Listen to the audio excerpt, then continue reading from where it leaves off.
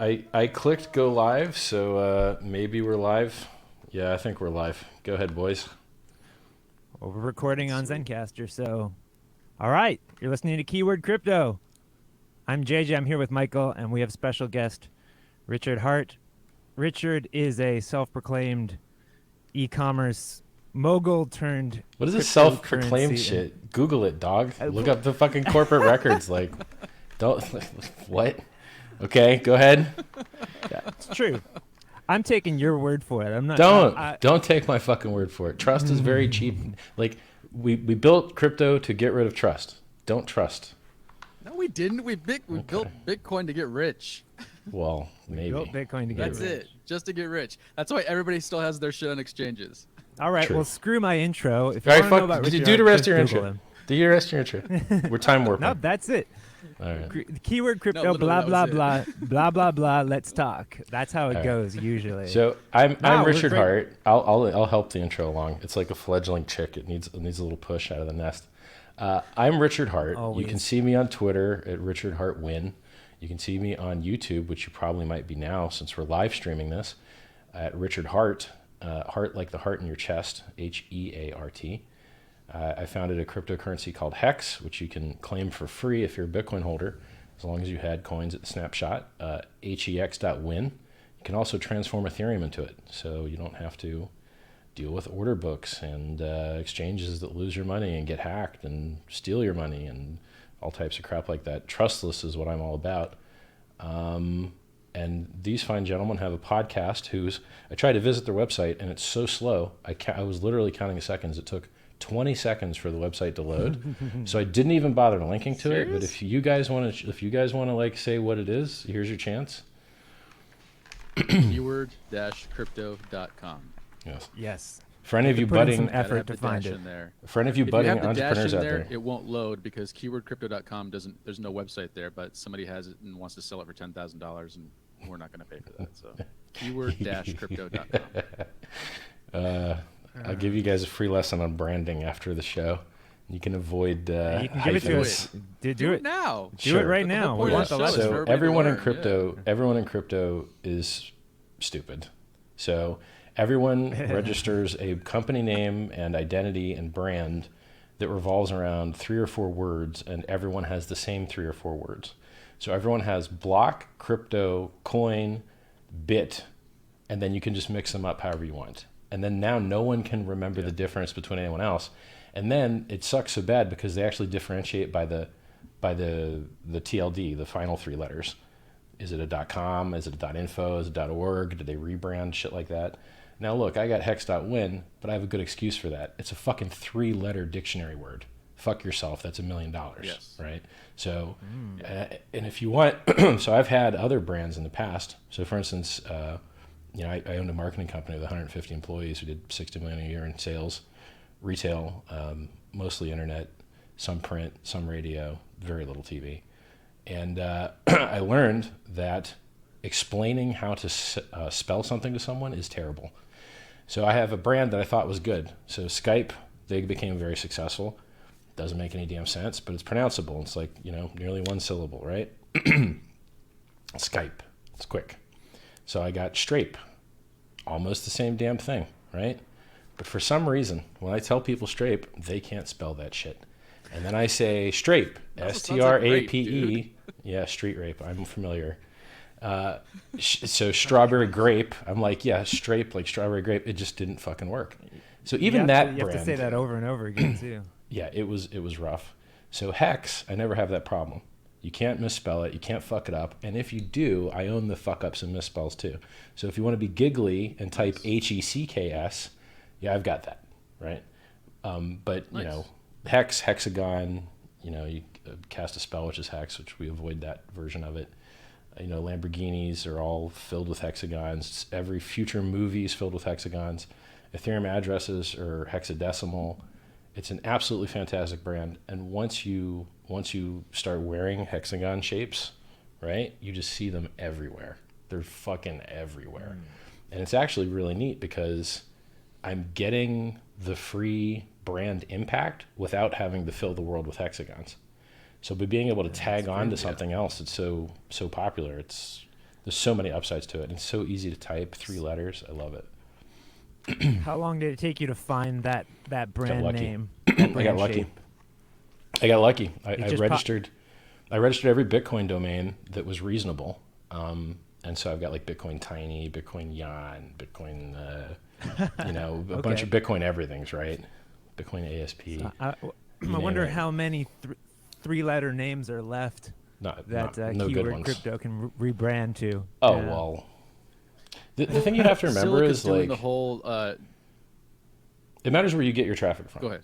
So if you're the one generating all of your traffic, your like domain name could be like funkychicken.com or like panic rat or whatever. Like it could be anything, and it would be better than what you guys have now, probably. And since you're the only one generating the traffic, it would be totally fine. So I mean, let me tell you how important this is. Have you heard of Amazon? Do they take you on tours through the Amazon River? No? Okay. Have you heard of Google? Yeah. Or how about Alphabet? Yeah, I've they heard of they Google. weren't even happy with fucking Google. And Google's so they were misspelled like, anyway, so there you go. yeah, so they rebranded to Alphabet because Google wasn't fucking weird enough for them. Okay, how about an eBay? Where's the eBay? Is it near like the Bay of Pigs or something? No, it's not, right?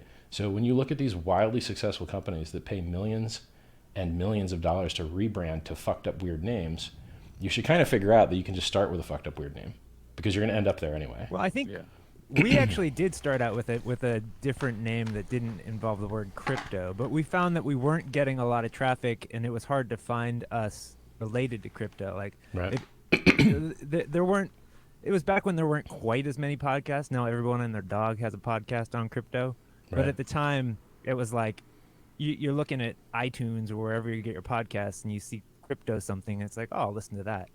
Right. So I agree that it's pretty generic and doesn't really help us brand it all, but it's at least a little That's bit also better kind of than the what we joke about it. It's like you do a Just keyword change search. it. Just fix it. Look, it's going to hurt less if you That fix was it the now. joke. Just 301 redirect. I'm going to tell you how to do it, okay?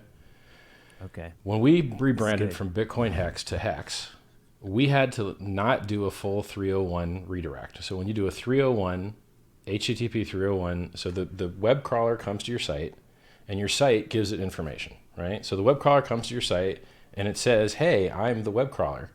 And then your site goes, okay, what do we want to give the web crawler? And then, if you're an asshole, you can do black hat SEO where you just feed the web crawler stuff that you think will make you rank better. But when they catch you, they're going to ban you, right? Or you could do a 301 redirect, which takes all of your link popularity and all of the energy of inbound links that site has and just send them to your next site that you're rebranding to, which is what I would have done when we went from Bitcoin Hex to Hex, which is just a superior brand. But we couldn't do that because people had sent referral traffic to Bitcoin Hex, and we need to be able to access that cookie, and that cookie can only be accessed from that domain. And so we couldn't 301 redirect it, so there's another type of redirect that we used. The search engines don't like it as much, but it's fine. Like our search engine traffic, when you do search for Hex, they all land on the new site. They don't land on the old site, and we have the best ranking you can get. It's, it worked out wonderfully for us. It'd be so much easier for you guys. You just do a 301 redirect to your new domain name, and you're done because you're not using a referral program. So it's super easy for you. This is guys. amazing. This is great. This is like Richard Hart teaches us how to podcast. It's awesome. I wrote a book that has all what this shit what in the there. show is. It's a free book. Like you can go to you can go to t.me/scivive, like survive through science. You see how to spell that to you, because even though it's short and pronounceable, it's still not good enough. I don't have to spell Hex, but scivive I have to spell. If you go to that one's scivive, tough. well, yo man, you want a pronounceable dictionary name? You can't afford it. And what if you could? We could get shoe.com. Is that going to be? It probably would be a good domain for anything, really. So, if you Expand Urban Dictionary. yeah, I mean, they sell shoes for a lot of money now. So, I mean, you could even put a shoe trading website in there and probably do pretty good. 100x margin shoe trading. People are silly with their sneakers these days. Pay $8,000-9,000 for a pair of sneakers, and in Los Angeles. and they decay. Like in 10 or 20 years, the polyurethane falls apart, and so you have to either keep them vacuum sealed or they will just die over time. They're not like paintings. They outgas. I know too much shit about too much shit. It's funny. Too much time on the internet. Man. You're like a walking thesaurus. Almost. Yes. Thesaurus. Encyclopedia. You just Lol. spent a whole lot of So- time learning about a lot of different things, I guess. That's what you did with the last, Pretty much. I don't know. Like, if you're 10 going to waste years your time, after you, yeah. Right, I retired in 2003, and then I traveled the world and lived in a hotel for 5 years. And I read too much. I mean, it's how I found out about Bitcoin. But I mean, I was retired in 2003, and Bitcoin didn't come out till 2009. I didn't start mining it until the first quarter of 2011. So, like... So, Richard, you know. one of my questions for you is what made you decide to become a personality, a celebrity, a content creator? Like, you have a YouTube channel, but what made Yeah. you step up and decide to do that? I had a giant bag of Bitcoin, mean- and Ethereum overtook Bitcoin's market cap. And I didn't own any Ethereum. So I had to come out and defend my bag. No one else was doing it. So I see. I had to do it. I see. So Wow. this It's was, pitiful. Like, this was a Go ahead. this Oh, was wait, about hold on. protecting your Hold on. investment. That's why I came out in crypto, but I already had a YouTube channel before that because I was promoting personal development and self-help because I want to make the world a better place. So I was find that already... because that's a lot about what sci-fi is about, right? Yeah, that's all that kind of- matters. This making more money stuff is not changing my life. I'm not getting better speakers, not getting better TV. My life is not going to change. What I do You just care found about... you got more attention when you started talking about Bitcoin. Oh yeah, and no one crypto gave a and fuck money about the personal than when development you stuff. were talking about health. Exactly. You're right. I got traction with crypto. I didn't get traction with personal development. Is that something you want to get back to then? Yep, that's the next thing. So the first thing's What Hex. spurred that? Well, I mean, look, man, Go ahead. my whole life, I've, like, when I retired, I volunteered for this charity called the SENS Foundation. And so 40% of people will die of cancer, 40% will die of heart disease. If you cure cancer, people only live 3 years longer. The next thing just kills them because they're both side effects of being old. So if you cure cancer, you get 3 years. If you cure heart attacks, you get 3 years. Those two things kill 80% of people. Steve Jobs is dead as fuck. How much money did he put in early so that 20 years later it would be ready, the technology that he needed to save his life? He's dead. Soon his kids will be dead. His pets are dead. And I'm in the same situation. My dog died. Couldn't do anything for her. Sucked. My grandparents are all dead. Couldn't do anything for them. Barely tried. My parents they're still alive, but for how long?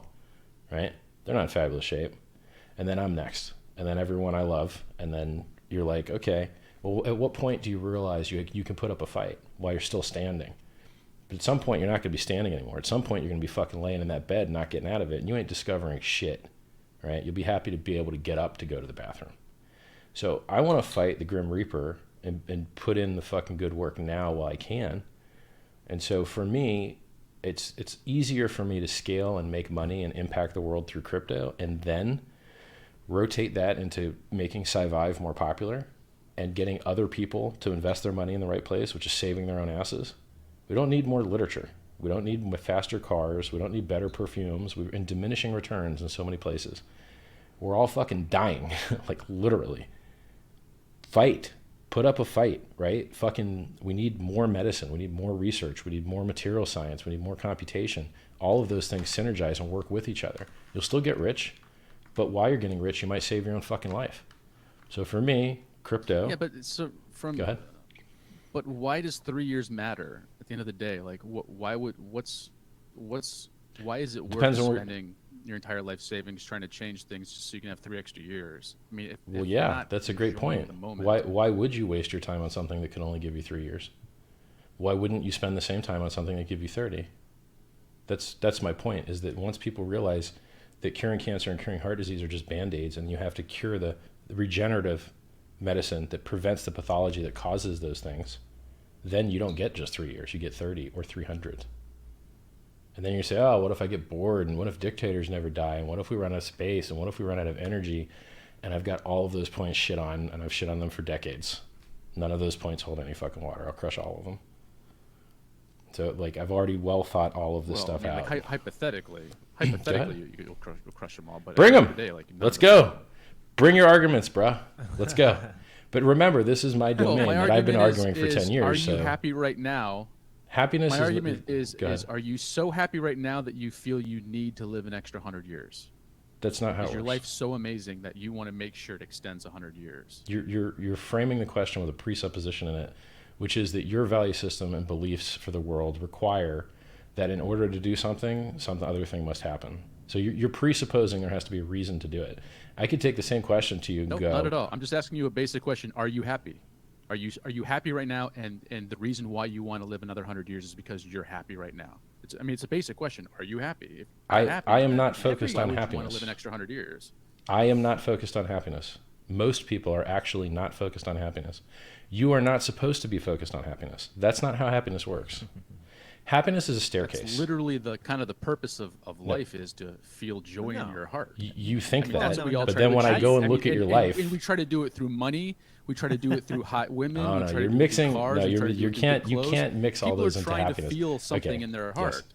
I agree with that. People are trying to fulfill their emotional needs, and you have created a blanket word that contains all of those needs, and you call it happiness.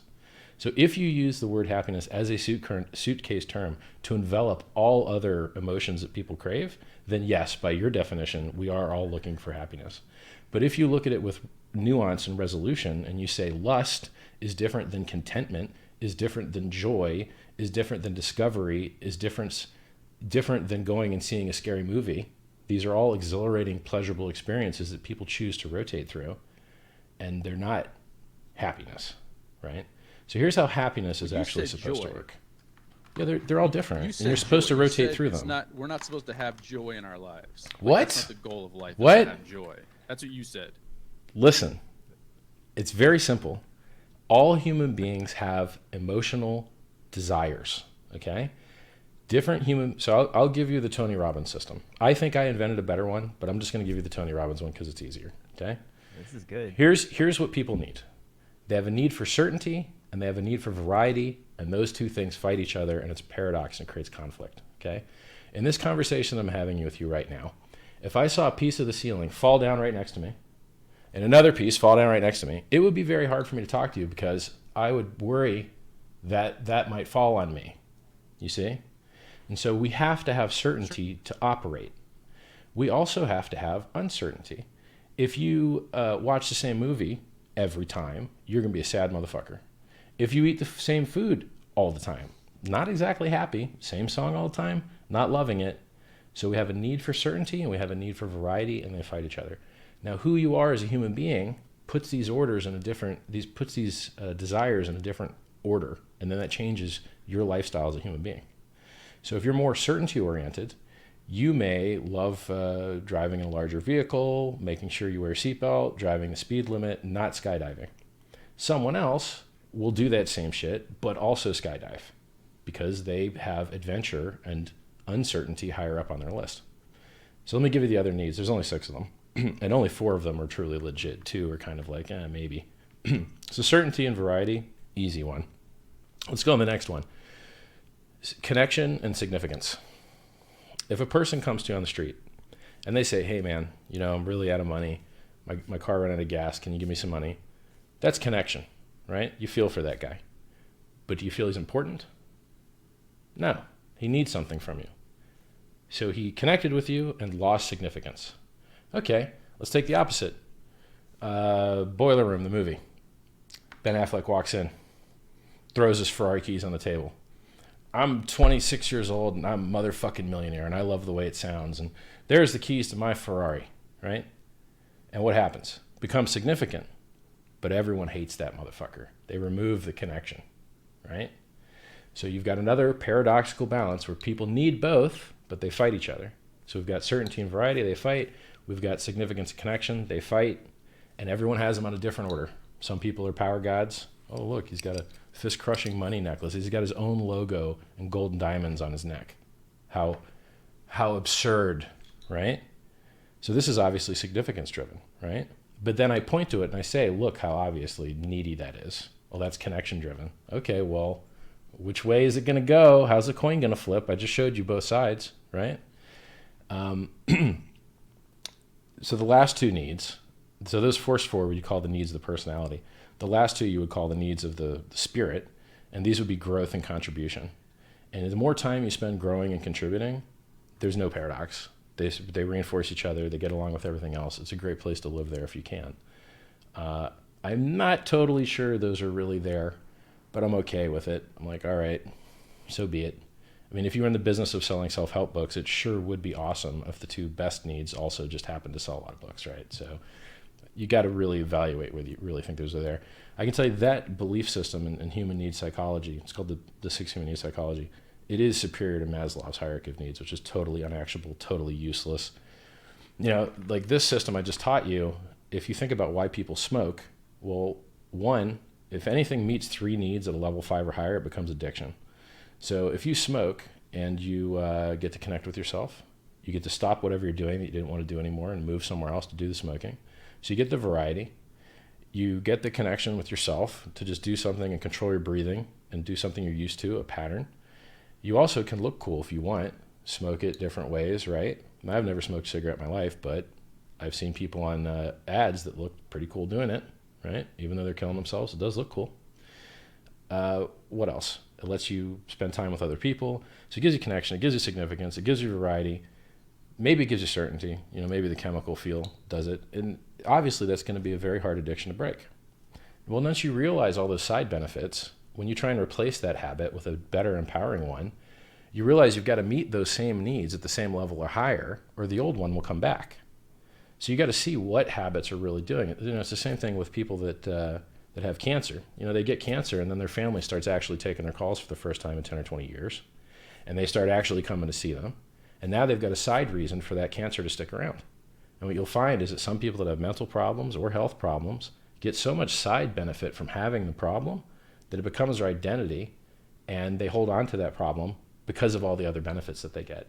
And you would never think someone would do that, but in fact they do. So let's talk about happiness, right? Happiness wasn't on that fucking list, if you noticed. In my belief system, happiness is someplace that as soon as you get there, it's just like ejaculating, right? You come, feels good, you get maybe, I've studied ejaculation and female orgasm way longer than most people would consider reasonable. You can chart it on a chart, nice. Right? So there seems to be like 2 types of orgasms, type A and B. And one happens at steady repetition, and one happens with pulse, longer wait, pulse, longer wait, pulse, longer wait. You get in between, like, some people have as low as 4, some people have as high as about 10 staggered, and then 4 randoms after. You can, next time you come, when you start counting your squirts, you'll remember me for the rest of your life. So I hope you enjoy this conversation. If you lived in that state, you would not be a productive human being. That state of ecstasy and joy and bliss is supposed to be a limited time thing. You are not supposed to live there. You're supposed to visit there, and it's supposed to be awesome, but then you're supposed to get up and leave the restaurant and go eat somewhere else. Do you see what I'm talking about? Yep, happiness is not someplace you're supposed to live all the time. Contentment might be, but ecstatic joy is not that productive a place for people to live. And if you want to see where hunting that type of lifestyle goes, the all-star global champions of that are the monks in Tibet, and they're getting living shit kicked out of them by the Chinese who don't buy into that belief system and are taking their land, and soon they won't have any left. And they won't have any culture left either, and they'll be lucky if they're not fucking extinct. So, you know, being happy and hunting for joy and taking a happy pill and sitting around thinking about how wonderful everything is that's fine. Go ahead and do that. But your neighbor's going to take all your shit and fuck your girl. So I hope you're happy about that shit. Like, there's a place for happiness. So two things in rebuttal. One is you're choosing to define what happiness is for everybody else. So it's obviously a very complicated word. Content, joy, all these different words. Mm-hmm. Yeah. I'm trying to be happy. I want a happy life where I'm not like constantly fucking pissed off and hate everybody and want to kill my fucking boss and want to kill everybody on the road and this and that. Like, and they're gonna call that happy, or they're gonna call it joy, or they're gonna call it content, or they're gonna call it whatever it is, where they don't feel this never-ending desire to fill the empty void inside of their fucking heart. Right, but that's another presupposition that everyone has that whatever empty you void. want to Not call everyone that. does. But that's the thing is, so some people do. If you're gonna sit there and get I don't super esoteric like, and say, well, that's not right because you're not using the proper word. No. Blah, blah, I don't. It's very difficult to have arguing a conversation about what that one, is. Whoever uses the more specific word wins, for sure. Right? It's like, would you rather measure with inches or miles? Okay, how big's your dick? Oh, everyone's got a mile-long dick in your world. Okay, well, you need to use more specific, smaller measurements to create detail and nuance to tell one thing from another, right? So the smaller word always wins. You do. I don't. I don't care. If somebody tells me they're happy, I could fucking care less. I'm like, good for you. Great. Right, but you haven't do. trained to be a I life personally coach don't. and create lasting change for people, which is why I know all of this bullshit that I know is because I spent hundreds of thousands of dollars to learn it. And so now I use a different vocabulary to do it. So there's the world. So I'll give you a neurolinguistic programming overview. There's the world, and then we map the world. And the map is not the territory, okay? So two people can have the same experience and have wildly different feelings about that experience. A person that has uncertainty and adventure up at the top of their list, might really enjoy a roller coaster. And the same, a person that has, certainty at the top of the list, they might not enjoy it. Same roller coaster, both humans, but different values and beliefs in a different order, right? Some person's father drinks and beats them. He has kids. He beats and drinks them. You interview him, you ask, why'd you do that? Well, how else could I have turned out any differently? Look at my father. He has a twin brother. You go interview the twin brother, doesn't beat his kids. Why don't you beat your kids? Look at my father. How else could I have turned out? I would never do what he did. Same event, same genetics, totally different outcomes because they have a different map of the world in their head. They have a different set of beliefs.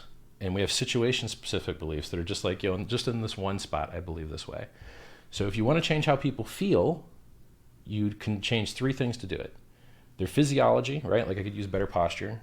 I'll look stronger, I'll have better breathing, right? But it takes practice to do it. I can do it, and once I'm mindful of it, right? And if I did this for long enough, I would do it more commonly. You can change their physiology, you can change their language, give them empowering speech, which is also empowering patterns of focus. And so focus, physiology, and language. So focus is like the questions you ask. So you say, how are you filling that giant hole in your soul? You've presupposed there's a giant hole. Now your brain believes there's one, whether there isn't or not. What if I say to you, how do you not break down and cry with all the overwhelming joy that's always available to you in the world? And your brain will answer the question. Whether there really is overwhelming joy there or not, your brain follows whatever I say. So if I say, listen, the next time you come, you're going to count how many times. Watch. So this is some of the NLP kind of magic trainer tricks you can use, which I use like extremely rarely, but I don't know, they're fun. Maybe I should do them more often. So my point is, if you want to make people happier, you will get much greater happiness out of them by changing their physiology, changing their patterns of focus, changing their language, changing their beliefs, and empowering those beliefs, and repeating the behavior to get them to be that way more often than you ever will by changing how much money they have, who their friends are, where they live. That shit doesn't matter if it doesn't get through their filter and map of the world into their brain, right? So start with the human, values and beliefs. Because technically you can't change anything. They have to want to change themselves. They have to come to you and say, I would like some tools to change. And you can change people in the moment. Like, comedy works, comedians work. A comedian can make you laugh whether you want to or not, but he is going to get off stage, and then you will be with yourself. And so, like, for instance, I've had terrible things happen to me in my past, and I haven't spent the time to go reprogram their meanings. And so if I think about them long enough, I will be an unhappy motherfucker, right? Did you buy Bitcoin when it was $1? No. Okay, well, you could be unhappy if you wanted to.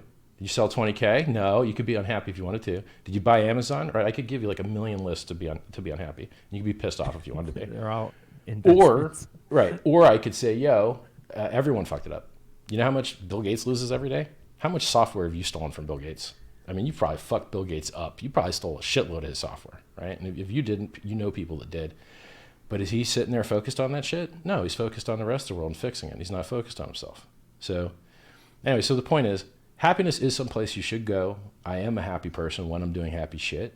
I'm right now in this phase of my life, interest with performance. I took 15 years off, and I saw where that went. I lived in a hotel and traveled the whole fucking world and wasted a decade of my life. Okay, I'm not interested in that shit, right? I want to make a medical impact. I want to make a social impact. I want to make the world a better fucking place and live in it and enjoy it.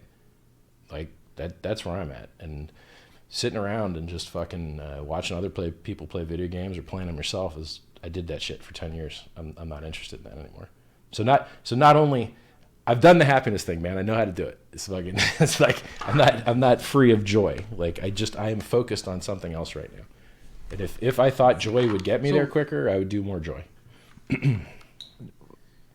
Okay, so then I guess the next the lead into Hex is you've openly said it's just pump coin, and so No. I've I've openly said it's created it. designed to go up faster and higher with less Designed to dips. pump. Yes, correct. Yes. Okay. It also just Okay. it also just happens a bunch of world-changing, amazing, first of its kind features to facilitate that goal. Let's talk So- about those because we don't. Okay. I mean, I hear about its pumpamentals, Mhm. so to speak, Sure.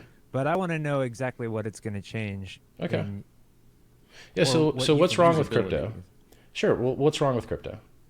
One, no one uses it. Slow and inconvenient. Yeah. Sure.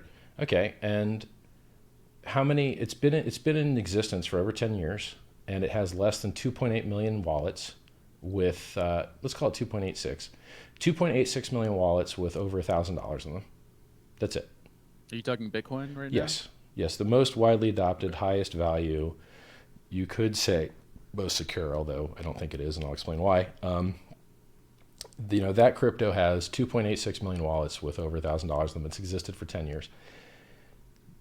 I think if you go down, well, I'll just look it up real quick. So if you want to look these numbers up, just go to Google and type in Bitcoin rich list and click the first link, which is bitinfocharts.com. And here's a chart of all the distribution of Bitcoin coins. So let's look at the first thing, right? Coins over, wallets over 1,000 coins have a third of all coins, 26.97%. No, more, 42%, sorry, 41.82%. So 40% of the entire currency is held by whales.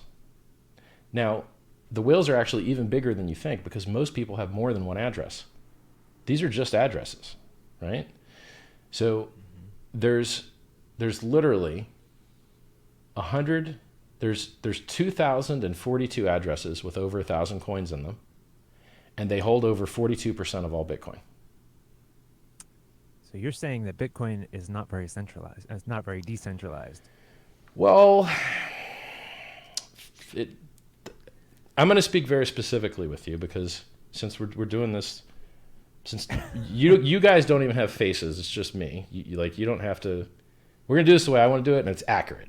I did Okay. nice and happy and vague with John McAfee a couple hours ago, and that was fun because I didn't want it to get clunky. But I'm going to get clunky with you guys, and we're going to get fucking specific because I don't care how long it goes, right? I got as many hours as you guys can stay awake. Sounds good. We like Yeah. learning. So if you care about decentralization, stop, because it's a means, not an end. Decentralization is only a means for censorship resistance. It doesn't always work. If all of the distributed parties tend to be assholes anyway, then they just fuck up the thing anyway, right? So the same way that we improve Bitcoin by agreeing on a consensus change, like, hey, we're going to turn on SegWit, is the same way that we would destroy Bitcoin or fuck it up, like, hey, we're not going to cut the miner payout in half this year. We just don't feel like it. Same exact method. Social consensus. Social consensus is what allows Bitcoin to improve, which becomes less likely because it's harder to get consensus of any form as the stakeholders become wider and more varied. When's the last time you talked to a Chinese guy that's a miner? I bet you don't. I bet you don't for a long fucking time because they just don't talk to anybody. They don't speak English and they can't access Twitter and they can't access YouTube. So how the fuck are they going to talk to you? Get around the government Great Wall of China to access, like I've got a Chinese version of my website that I'm having to like work really hard to get visible in China because of their firewall. You know, people don't realize how big of a fuck. I've got a Telegram group, and one of my Chinese guys that is helping translate everything and kick a lot of ass. His fucking messages get deleted by a bot. I'm like, what the fuck is this? So I go look at the bot, and there's a fucking authorized Telegram bot that just straight up deletes his messages. I'm like, Jesus Christ, they're not fucking around over there. They're really doing the censorship thing. He uploaded a video. Didn't get approved. Removed the darknet sentences, removed that shit, the anonymity stuff, got approved. So there's human beings in China making sure that what you see is what they want you to see, and you will not see what they don't want you to see. So like it's a real deal, and it's affecting me, and it's affecting everyone. And I was always a little bit mean to the Chinese people because I'm like, hey, I'm out here talking every day, and you guys won't talk back. It never fucking occurred to me they can't. They can't see the fucking website. They can't access Twitter. So how That did was you my not know fuck that up. after traveling the world for 15 years? Because I never Like, visited that's been mainland going China. on since Tiananmen Square. Bro, I've been to Macau and fucking Hong Kong, and I was like, okay, well, China doesn't seem that bad. Still don't seem that bad. Richard, I didn't mean to break your stream. You were talking about what Bitcoin doesn't do well and what it does do well, and you brought up the distributed properties. Sure. Yeah, it's okay. So, but my point is, so when I show you this chart that only 2,000 addresses hold 2% of all the coins, and since people have more than one address usually, it's maybe really 1,000 fucking guys there, right? You shouldn't actually care about that, because that particular type of centralization does not affect the censorship resistant properties of the network. Okay? So yes, this sucks for you because they're going to get richer, and if you look at the chart over the years, they have, and you're not going to get richer, right? Like people think Bitcoin is going to change the whole world because we're going to make poor people rich. That shit doesn't make any sense. You buy Bitcoin with money, and they don't have any money, so they don't have any fucking Bitcoin. And if they do find a tiny little bit of money, the tiny little bit of fucking Bitcoin they're going to buy, well, I'm glad you make some mad gains on it, maybe. I hope it didn't go down 85% when you needed it. Poor people aren't high-risk capital fucking investors. Poor people need their money fucking now. They need more than what they have.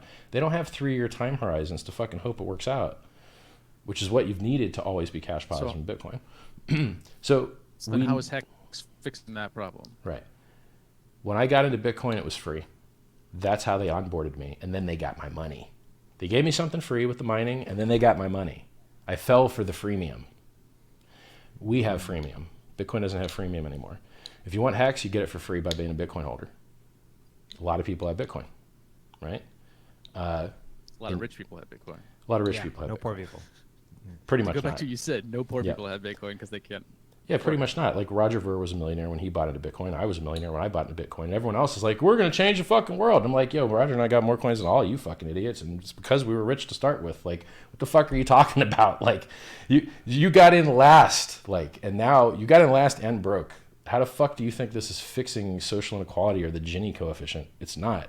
But that's okay because the shit's still going up. And every time I stream, it goes up more. So like when I tell people the truth about blockchain, they fucking hate it because they want to live in their bubble and only hear good things.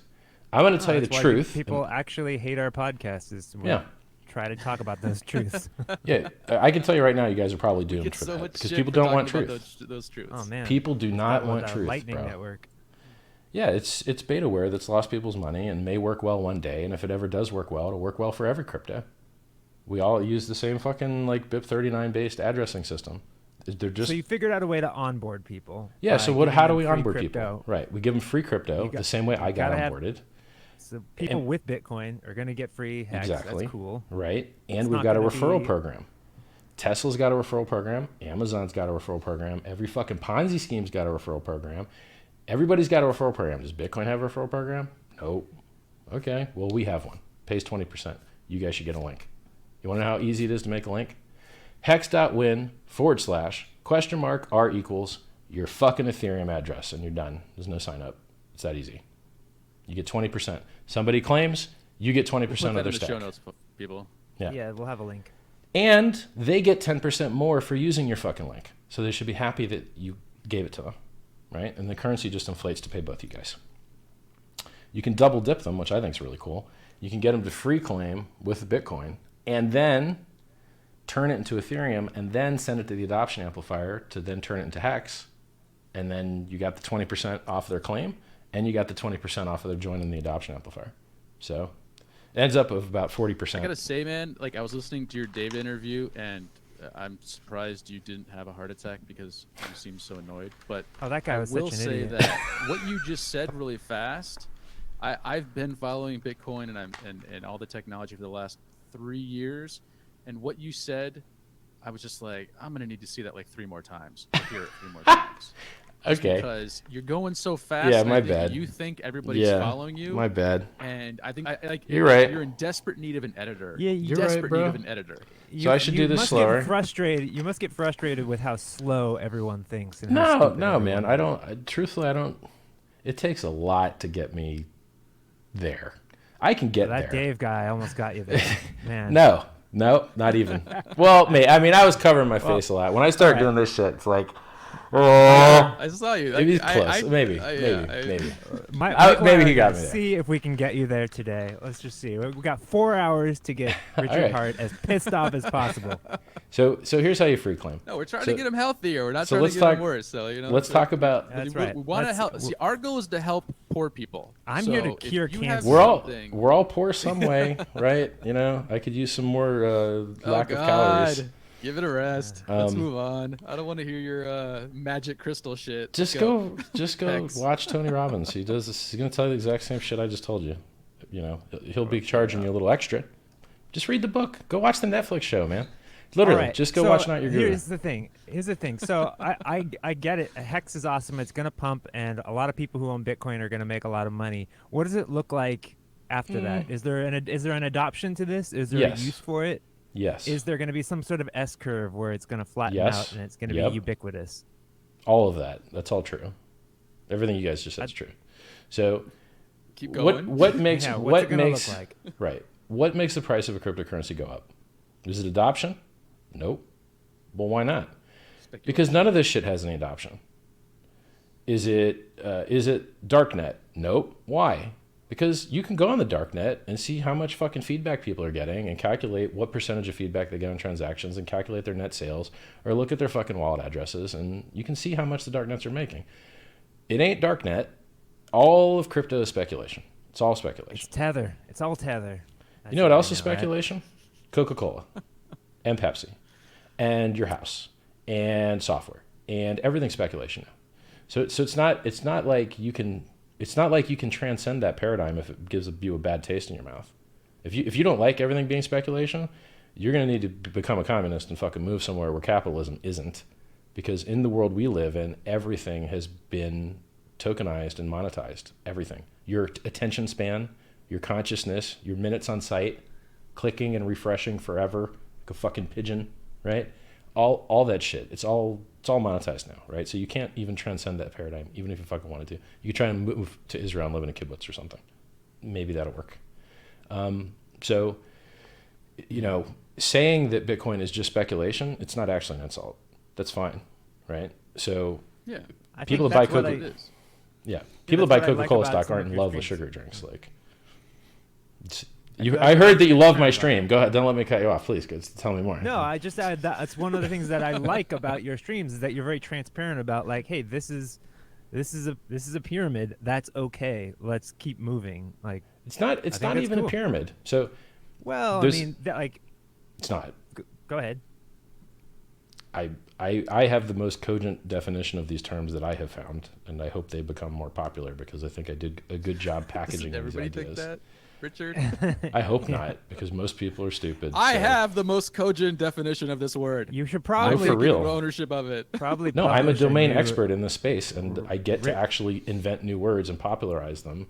So You need your own dictionary, the Richard Hart. I've only Dot popularized yeah, like 2 or 3 dictionary. fucking words. Let me give you the couple words I've got to go. You need an editor. Maximalish. That's I the BR def- I tagline. definitely Richard Hart need one. needs an editor. A book for the slow people by Richard Hart. No, for the normal people. Yeah, It's like exactly. you've just been thinking about this so long, Yeah. and you're introducing stuff that people may have maybe only thought about, 25% of the day, and you're Right. dedicating 75% of your day because you're rich and you're living in your Pretty much. in your Richard Hart cave, and that's great. Well, but, yeah, and I like, had a good head start. Like I had a good education and good genes and shit, and I got lucky, and I just didn't waste it. Well, I did. I did waste I it hope for you have 15 lots years, of friends too. I hope you've made lots of friends over the years. Actually. If you're really social, no, if you're really Thank you, social, you JJ. can have as many I friends as you have want. friends too. If you're really social, you can have as many friends as you want. So I have as many friends as I want, basically, right? If you're fun and you're Yeah, funny and let's you're not go rich and down you're that. nice and you're kind, That you seems can have like as a many friends as you gotcha want. thing. Yeah, I'm right there. sorry. I didn't mean to bring that up. Let's get Let's back move to on Hex. past Let's that. talk about the S curve. I'm old and I have big tits. I don't mind. Like I know what I am. I know exactly what I am, Oh. dude. There's no. Yeah, well, we love your I don't mind. tits. Thank you. I saw someone made a GIF today of breast pumps on me. I was like, yeah, that's pretty funny. I don't give a fuck. Like, Wow. it's like whatever. That's another thing I love about your streams is you really don't give a fuck except doing No. streams, which is kind of. I barely ever stream. I almost never ever stream. I only stream when people ask me to. McAfee put out a fucking tweet, and he's like, "Yo, anybody that wants to do an interview, fucking email my wife." I'm like, "All right, what's up?" And that's it. Like, I've reached out to like maybe two or three people total ever to do a stream. But once I Hex watched a comes bit out, of I'll that do it much stream more. that this morning. It was pretty cool. It was neat to see how you guys disagreed on so much of stuff, like how McAfee really believes in crypto is gonna change Yeah, I the don't government understand and why give anyone would ever power think back that. to the people. It doesn't And make any sense to that's me. what this Yeah, that makes podcast sense. from the beginning has been about. Like, that's not gonna work. No, the banks, that's like, not oh, you're gonna disrupt the banks? Well, what would you do if I told you the banks own more of this shit than you do? Now, how do you feel? Exactly. And they're mining, have huge mining farms. You know, right, like, they're not gonna be happy that this price keeps going up and is likely to continue to do so, but you don't have to fucking lie about the project, right? And I see so many people do that, and I fucking hate it. Like, just tell the fucking truth. I mean, and do you deal. think people like McAfee though is like he's doing it because he wants the attention. He knows that Maybe. they can't possibly, or is he I think just delusional? look, some people just haven't figured it. I mean, some people, they get in and they think everything's going to change, and then they stay long enough to get jaded, and then they see how it really is. Mm-hmm. And he just may have he might be new enough to this that he hasn't reached the jaded phase yet, where you're like, yo, actually, I mean, it just seems from a basic economic standpoint, if you know anything about economics, it's physically impossible for it to work the way the maximalists say it's going to. We've talked it might to work. a lot of It can work. Yeah. It's just you have to be willing to make some trade-offs. As a store of value or as a Both. peer-to-peer? It can work as B2B? all that. It could work. It could totally take over everything. It truly, really could totally take over everything. It just needs to do some things, right? So let's look at things that we could do to fix. So we've got so many tangents to get on here. Let me wrap up some of these other. Let me close some of these other doors before we open the new I ones. still want to know what this Yeah, S yeah, curve let's- of adoption looks like for Hex. So Everything let's has an S curve. do that. Absolutely, totally, everything in the universe has an S curve because we have a limited amount of energy that comes from the sun. So I don't give a fuck what type of fancy, magical bullshit math you've done that makes you think something goes up forever. I can tell you that we've got limited output from the sun, and therefore you will reach a fucking local, and you could even consider it global maxima on whatever you're charting. So if there's not an S top to the top of what you're charting, you're fucking lying, right? Or it could just take so many years to reach it that you don't care about it because you're dead, right? Or there'll just be a spike and a drop. Yeah, So but what's you Hex don't gonna get look those. like in 5 years. I can tell you what it's designed to look like. I don't know what it will look Yeah, like.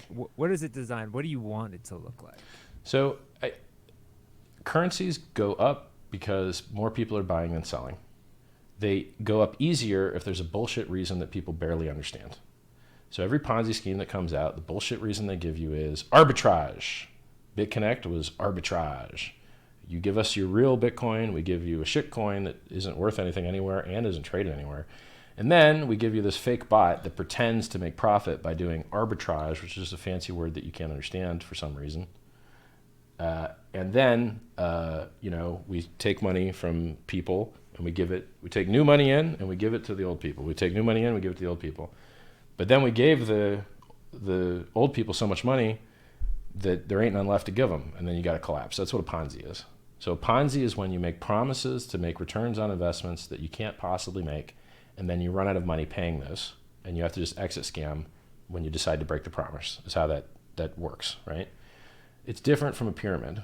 A pyramid operates by putting the maximum number or an absurdly large number of counterparties in the middle of the end user and the product or service. So here's your end user, here's your product or service, and then here's a bunch of fucking leeches that just fucking sit there and want paid forever because they introduced you guys.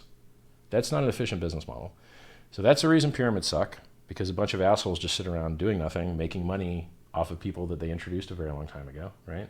That'd be like someone introducing you to your girlfriend and expecting a blowjob every once in a while. Yo, man, I introduced you to her, like, it's just fair, right? You're in my matrix. You're in my pyramid. You're my downline. I get 10% of that shit. Right. I get 10% of that ass every month. I'm going to need 4 It all pumps. comes back to ejaculating with you, it seems. I'm very focused. Counting the ejaculations. You'll see, man. Richard Hart You'll counts see. your ejaculations. It may be no $10, net please. November, but soon it'll be December for you boys. So that's the pyramid and a Ponzi have different properties. You can combine them, but they're different attributes. Now, what most people are calling pyramids and what most people are calling bubbles, what most people are calling pyramids and Ponzi's are really just bubbles, okay? Amazon stock went down 95% in the 2000s. It is now 50% of all internet sales in America. Was that a Ponzi? Nope. Was it a pyramid? Nope. Was it a bubble? Yes. It fucking was a bubble, okay? Now, whose fault and problem is a bubble? The humans, not the goddamn company, not the software, right? If I design some really kick-ass software that pumps, and then everyone goes, holy shit, at first they have to go, yo, we don't really care. Then I get you a nice tick on the chart there at the bottom. And then they go, oh my God, this is the best thing ever. And then you get your fucking hockey stick, right? And then they go, how come no one else is buying? Ah! And then you get the death drop, right? You get this, believe it or not, it's usually like staircase up, elevator down. But in crypto, it's like straight line fucking up and then straight line down, right? Yep. You cannot stop people from doing that shit. It is a human problem. Overvaluation and bubbles are the problem of the fucking speculators. You cannot change the properties of whatever the fuck the instrument is to prevent that. Or I guess in theory you might be able to, but why? Right? No, it's a natural phenomenon. It's not necessarily a human thing. It's a male thing because we've seen in some of the places that were able to survive. It was female-driven businesses that were like, yeah, we're not going to get cut up in whose dick is bigger because we don't have dicks, and they didn't. So it's different psychology. The ones that survived in Iceland were the ones that were run by women. Ain't many girls in crypto. Ain't many. There's some. I like it when they say hi. You know, it's nice. They're fun to hang out with. But I got to tell you, there ain't many statistically. My viewership used to be like less than 1% female. Now, I think maybe it's like 5% or something. I could take a look.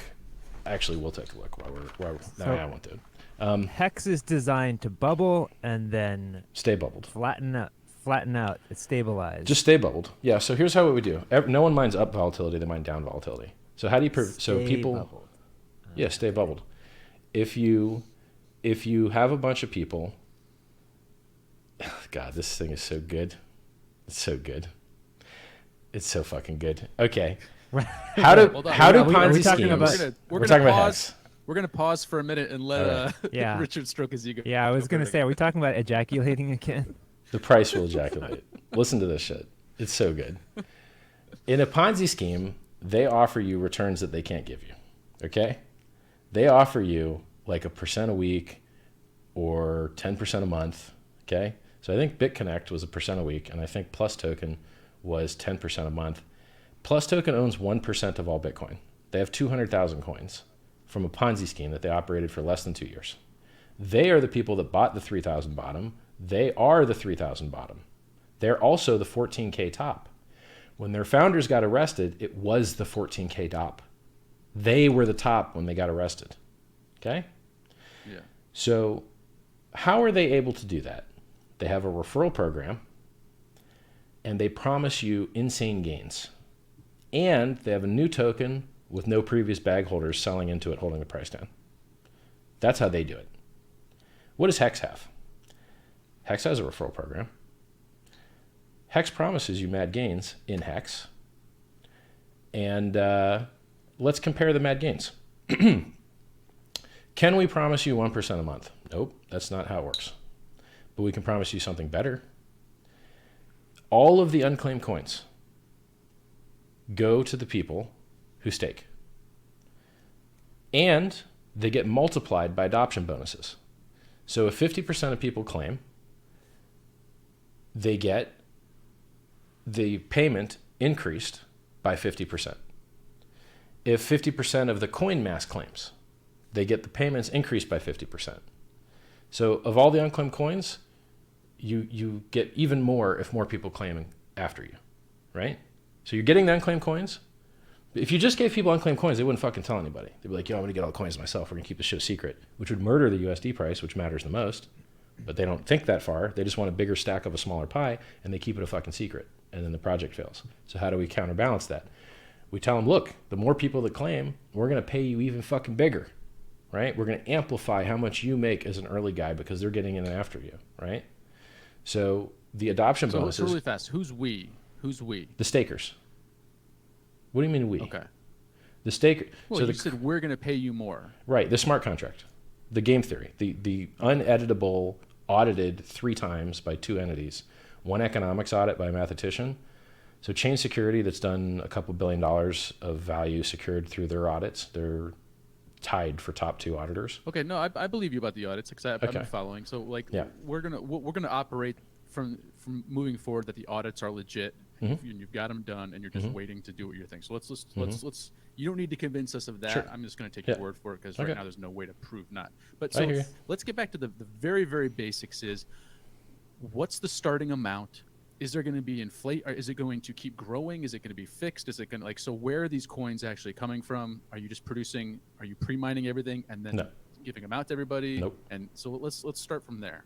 Okay. But just so you know, we are cutting off that thread about the pumpamentals with the difference between promising someone 10% and what we promise, which is a much larger number.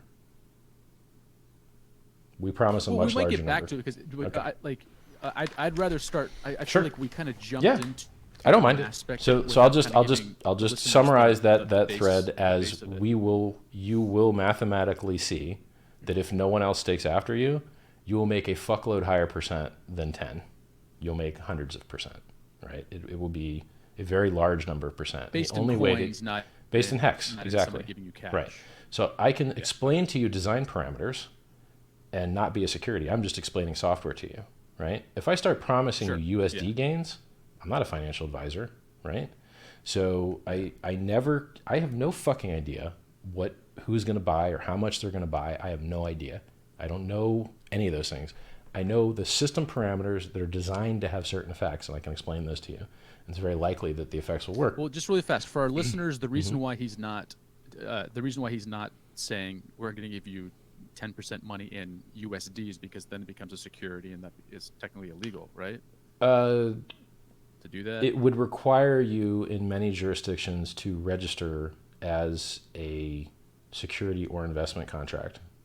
You can still make those types of promises to friends and family up to a certain number, up to a certain dollar figure, depending on where you live. But if you're going to speak to the public at scale and promise people, basically the definition of a security, you can Google, it's the Howey test. And it is, do people give money to a pool with the expectation of profit solely from the effort of others? That's the rule.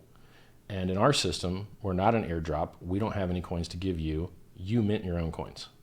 When you end your stake, you mint your own reward, just like Bitcoin. So if you're a Bitcoin miner, who gives you the coins? You give yourself the fucking coins because you do computation.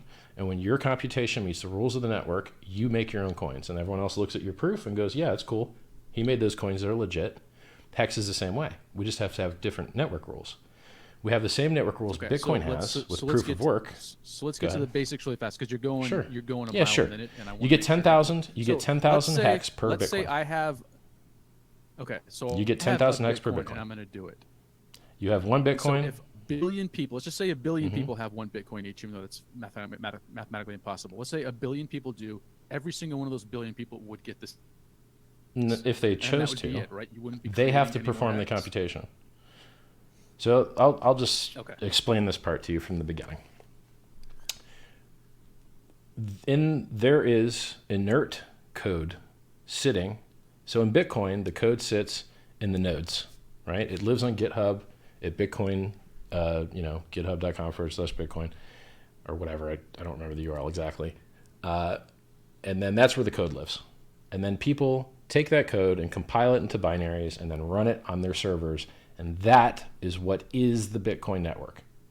It's that code turned into EXEs that people can run on their computers. That is what the Bitcoin network is.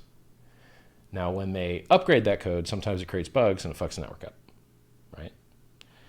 In our system, our code does not live on the GitHub that people keep updating the network with. Our code lives in a smart contract that is uneditable. No one can change it. And it lives on the blockchain. So Bitcoin consensus code lives in GitHub and then gets turned into EXEs and then run on computers. Our consensus code lives in an immutable smart contract on the Ethereum blockchain. And that is what people are executing. You see? So we store our code in a better location. On Ethereum, exactly. Exactly. And because of that, we don't have the same type of bugs because we can't get an accidental consensus bug improving the network. So the last inflation bug that let people print as many free Bitcoins as they wanted, which was narrowly avoided by a Bitcoin Cash developer discovering it and telling everyone about it instead of using it. Maybe. Maybe. We don't know. We don't know. What do you mean? There could be an extra million Bitcoin out there and nobody knows. No, that's 100% not true. No, that's the case with anonymity coins. It's not the case with Bitcoin. When you run Bitcoin Core, you can go in the top right and go to the terminal options thing, and there's a command you just type that will tell you the supply. In Bitcoin, you 100% verifiably know the supply. In anonymity coins, you could have invisible inflation. I thought that bug was they could run it and people couldn't tell if new ones were being minted. And that was only in anonymity coins. That's only in anonymity coins you can have that problem. In Bitcoin, you can't have that problem. Okay. As a matter of fact, people run clients that verifies that the supply should be this and then looks to make sure that it is. And then some clients fuck up. He caught that. So he caught that, and he pushed that, and he told He responsibly disclosed the vulnerability. He responsibly disclosed the vulnerability through the correct channels. And this was a year and a half ago, right? Around about. Roughly 2 years ago? Around about. Okay, so Hex is an ERC20 token. You rely on Ethereum to work properly, which it does. You don't have to, but if it stops working, you will need to switch to something that does work. So there's a lot of systems that support Chainlink Solidity. or Tron or Verge or... No, Chainlink also runs on... Just want to troll. No troll. Yeah, don't listen to his trolling. So there's a lot of blockchains that support Solidity, which is the language that this contract is written in. And if something's fucked up happened with Ethereum, we could look at the system state before the fuck up and then airdrop that to a different system that works properly, like another fork of Ethereum before the fuck up, what we could run ourselves, or to EOS or to TRX or to whatever the fuck else we wanted to, right? Like we would just execute the contract in the new system and say, hey, here's some code that lets you claim your old coins before the fuck up on the new thing, and we run with it. Now, obviously the market has to be okay with that and, be happy to do that, which they very likely would be if the old thing was fucked up, right? Sure. Yeah. So in the system, you create your own rewards, you create your own Ethereum. coins. Yes, correct. Okay. Mm-hmm. You create your own coins, you create your own rewards. Okay. So is there going to be a fixed supply? Kind of. In the launch phase, our supply increases as more people claim it. The more people that claim, the higher the supply, because we got a lot of bonuses to pay out. You get 10,000 hex for claiming if you have a Bitcoin. You don't need to have a full Bitcoin. You can have a single Satoshi. You can have 1/100 millionth of a Bitcoin and still claim for free. You'd probably lose money because that's not worth the transaction fee that you'd probably pay, because most people aren't going to mine their own transactions, even though they could. And is it going to be a percent? So if I have 0.1 Bitcoin, am I going to get 10% of 10,000? So 1,000? Okay. Yep. Okay. Now, if you claim the first day, you're going to get a 20% bonus. And then it falls to 0 over 350 days. If you don't claim the first day, you're going to start bleeding out and losing your money because it's going to be given to the stakers. And they're going to receive it on day 353. So if you claim early, you get the carrot. And if you don't claim early, you get the stick. And the stakers get all that benefit. And so now what you have is some giant reward at the end. I'm going to repeat this. Sure. Let me just repeat this it. is So important. if I claim it on the first day, I'm going to get 12,000. 12,000. Yep.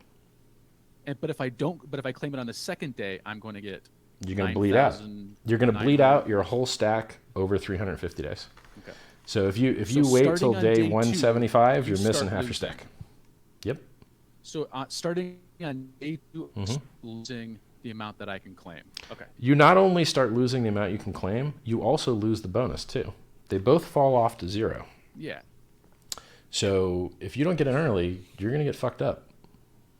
That's how it works. That's designed to get people in as soon as possible to Yes. bump the On price. day 1. Okay. That's Not just to pump the price, but to stop the sycophant leech cocksuckers that come in later after the project's successful and go, oh, look at all of this hard work everyone did. Can I dump on you guys for doing nothing? Fuck those guys. Like Dave. yeah. I think Dave will FOMO in. Just I mean, kidding, he Dave. listed every shitcoin possible, so If you're, Yeah. if you have a mental, if you start talking to me about shit I ain't never heard of before, you'll fucking buy anything. So let's be serious here. Like, Of course. you're definitely buying this better thing if you're talking to me about those worse things. So once this bubbles, is it going to have another bubble cycle? You think, or Well, hold on. Oh, Sorry, we're not there real yet. fast, JJ, before I want to get. So, it's going to keep. So every time somebody claims, so I'm trying to figure out the last day. Sure. So you'll know. of- So all like the after the launch phase, which is 353 days. After the launch phase, it inflates at 3.69% maximum per year, and that's less than Bitcoin has ever inflated in the 10 years that it's existed. So it's got a lower inflation rate than Bitcoin has ever That's going to had be like that forever. forever. Now, It's going to inflate. It's forever. So there's always going to be an inflation, kind of like how Maybe. Ethereum is right now, but they're trying to pull that back. And maybe. So let me explain the maybes. Inflation in our system is nothing like Bitcoin inflation. Bitcoin inflation is paid to miners who dump it on your fucking head to pay electric bills. And difficulty is at all-time highs, but price is not at all-time highs. So they dump even more on your fucking head. We don't have those externalities and costs in Hex because we don't pay the miners block rewards. Block rewards, inflation is only paid to stakers. The miners get paid ETH, or you can mine your own transactions and pay yourself whatever the hell you want, right? But most people, I think, pay miners to do it, and they pay them ETH. They don't get paid Hex. They could, in theory, one day if someone wanted to do so, but right now they just get paid ETH, right? So in Bitcoin, the inflation is terribly damaging because that shit gets sold on market and pushes the price down to pollute the environment. That's how it works. In our system, we don't pay inflation to miners, and we don't have many transactions to do because we're based on locking the coins up. So less transactions, no overpaying these guys for security. Why would I overpay you for security when it's already nearly free? If I can get perfectly, transactionally perfect, multiple billion-dollar projects are running perfectly on it, trustlessness out of this system for pennies, why the fuck would I inflate my currency to overpay you? A protection racket. Who are you protecting yourself when you pay a miner? The other miners themselves. It's a protection racket. Back in the old days when anyone could become a miner, then you're actually paying yourself to protect from other people. But now, since you have to have specialized SHA-256 hardware, you're just protecting yourself from the same guys, right? Like, oh, it'd be a pity if your, your transaction got rolled back, wouldn't it? Or if your exactly. meat store burnt down. Like, it's dog shit. And they don't talk to you on Twitter. But I've already explained that to you a little bit. So to explain the Sure. you So said what? things are Not gonna be only paid out in ETH. right. Not only do we not have the negative externality cost. So if you're an average stake, average size, if you're an average length, average size staker, there is no inflation to you because it's just being paid to you. The only people that actually have inflation in the Hex system are under length, under average size stakers or people who don't stake. They are getting Okay, so diluted. let me just say one thing really fast, just because I think it would be helpful for you, because Sure. I think a lot of these questions are. You've been thinking about this for obviously a very long time, and you're thinking about the 6 moves past Sorry. what you're doing here. So I'm going to do My this bad. because of X, Y, Z, A, B, C, D. But the people We who can roll are back. listening to you for the first time Yeah. have no clue what all those mean. And so I I'm hear just ya. trying to get it literally like Yeah. you're gonna put your Bitcoin in, you're gonna get Yeah. this money, and when you make a transaction, it's gonna be because of this. And Yeah. that's it. Like, so My I'm just bad. trying to get the very Sorry. basics. Because I agree Sure. with you on most of this stuff. Yeah, let me That's the thing, but- back it up to the very basics. Hex is designed to be the fastest appreciating cryptocurrencies that ever existed, and because cryptocurrencies are already the fastest appreciating asset class that has ever existed, it would literally make it the fastest, highest appreciating thing that has ever existed in mankind's history ever, period. It's a very, very strong statement. And the only way I'm able to make that is because crypto just is so price performative already, okay? So that's its design intention and its goal.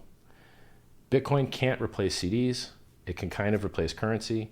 Hex can do everything Bitcoin does more securely and replace CDs. So if you go to the bank, savings account's popular, checking account's popular. What's the third most popular product at the bank? Time deposit, CD, period. CDs. And no one fucking addresses them in crypto. Why? Because I guess they wanted to make me really rich because I'm going to do them, right? Well, there's staking in crypto. Yeah, but it doesn't work, right? You can end your stake whenever you want.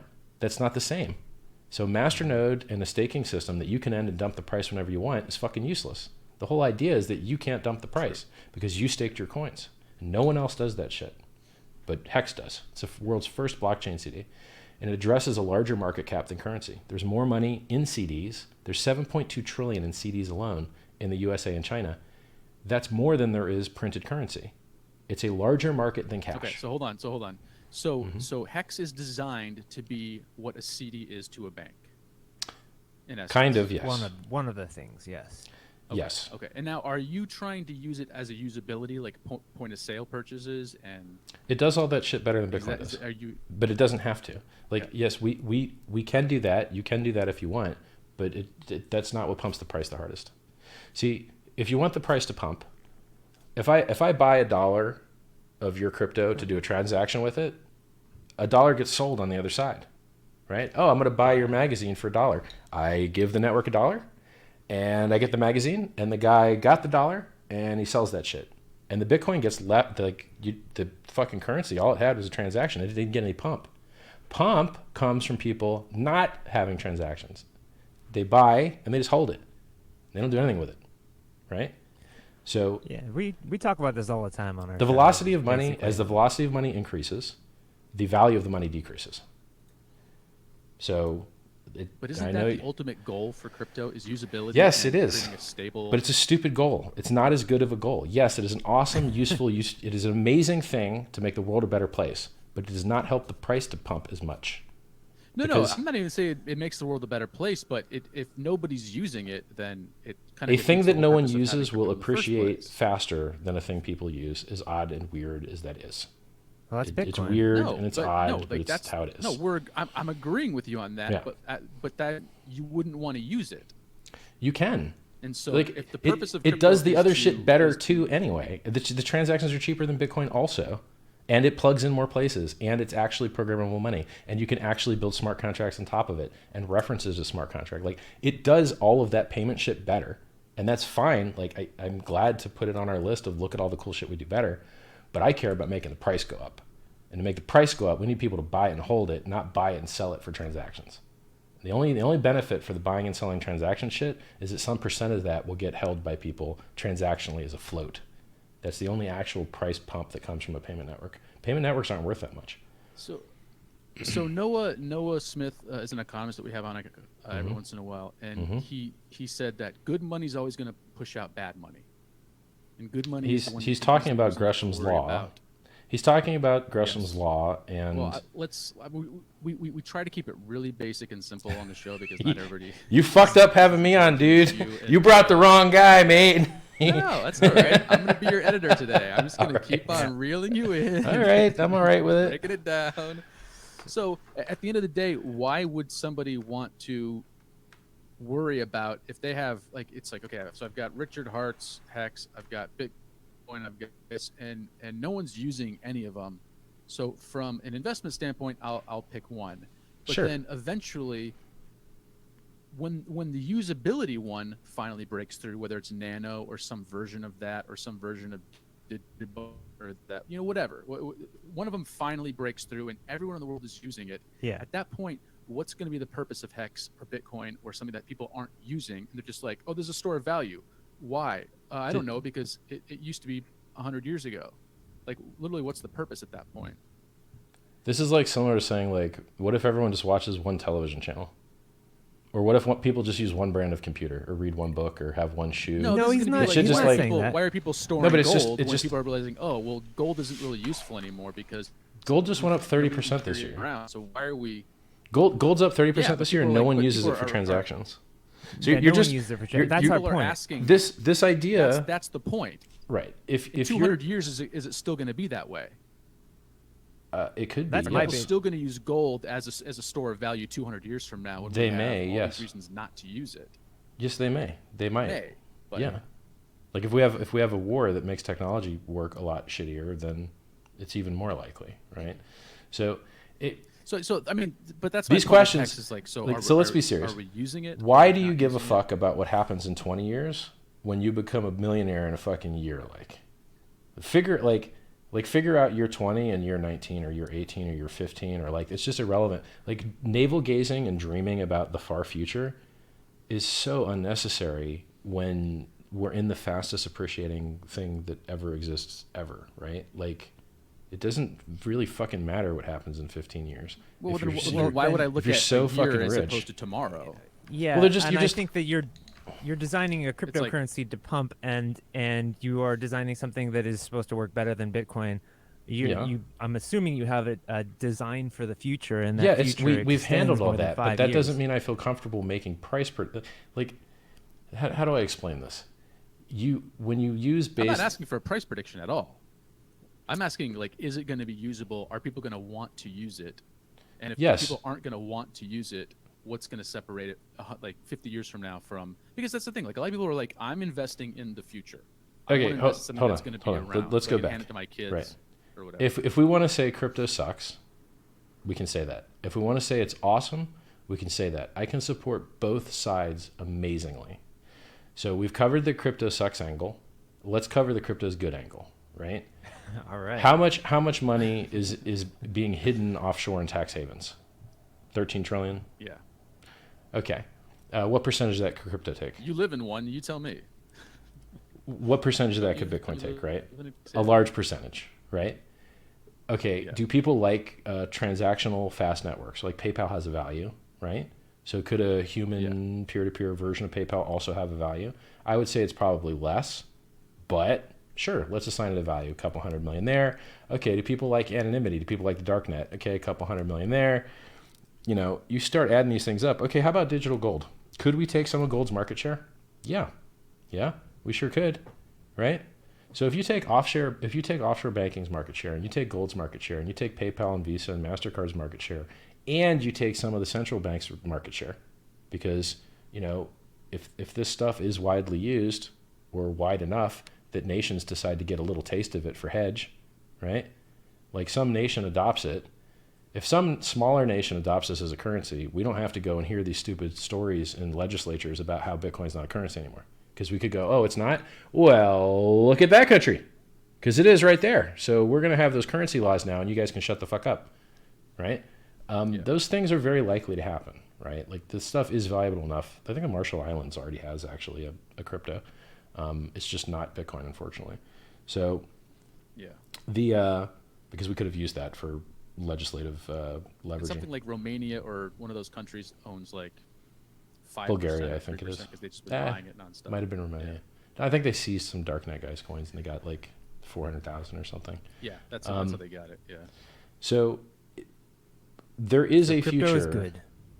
Crypto can be good. It needs adoption, right? If you want that, so I care about the price going up, which doesn't really require adoption. Now look, if you own a large enough stack of a coin, you can pay to onboard new users and buy fucking ads and be cash positive doing that. So if you have a large stakeholder who's an expert in marketing that cares to make something do well, it's a possibility that could happen. But if you have a truly decentralized system where nobody holds enough of it to ever be cash positive bringing a new user on board, you'll never see fucking ads anywhere. And then you'll never get customers. It's really that easy. If you don't have a marketing budget, you're not going to fucking scale. Unless you get very lucky. You'd have to be so extremely lucky. Yeah, it's that hard. Hard on our podcast. Yeah. Okay, so it's very important that I explain this one thing to you guys. When I say, look, who gives a fuck in 15 years? We have tested the system far beyond 15 years. It's designed for 50 years, right? We're not going to make them a maximum stakes 50 years because we have an issue with EIP 1884 in Ethereum where they change the cost of an S-load function, which changes the cost of running the contract, which makes it so that the network is breaking certain features if they make certain decisions. And so to account for their future fuckery, we have limited the scope of our contract to consume less gas to account for future fuckability 15 or 20 years from now. So we are accounting that far out and modeling that far out, but those things matter less than making the now work, right?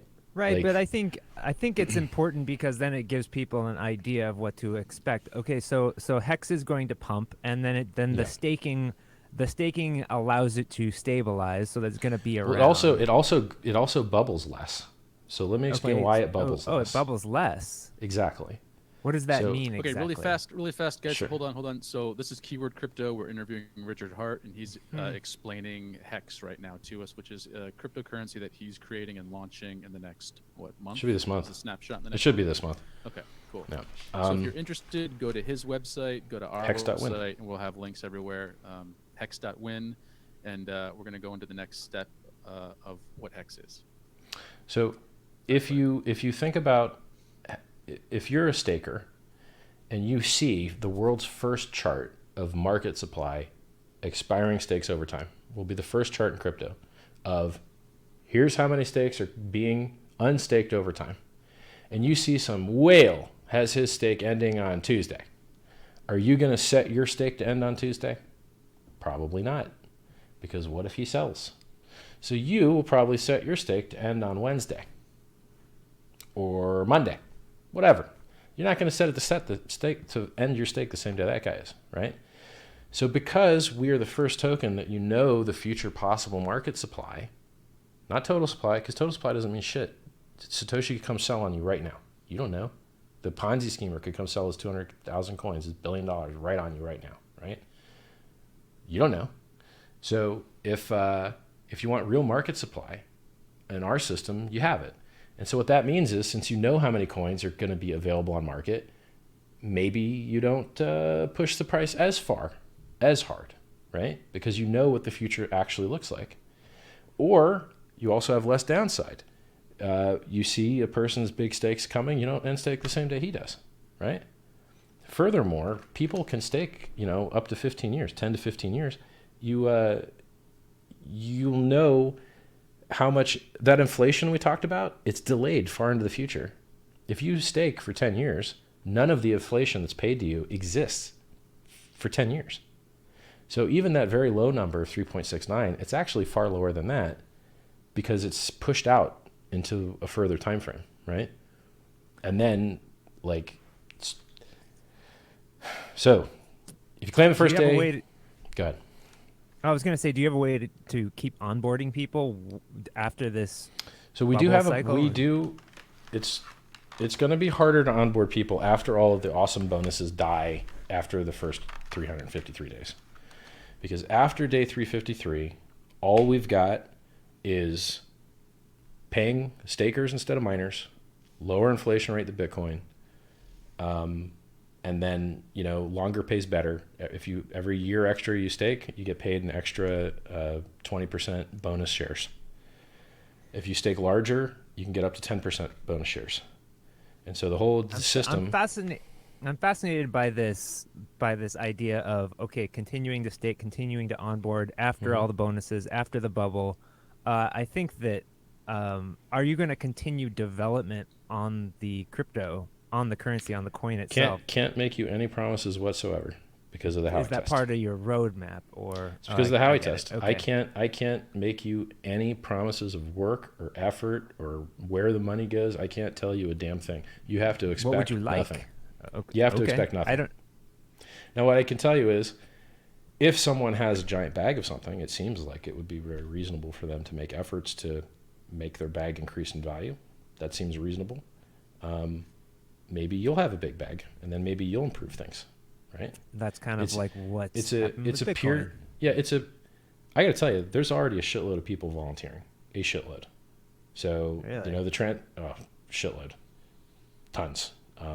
It's awesome. It's really, really awesome.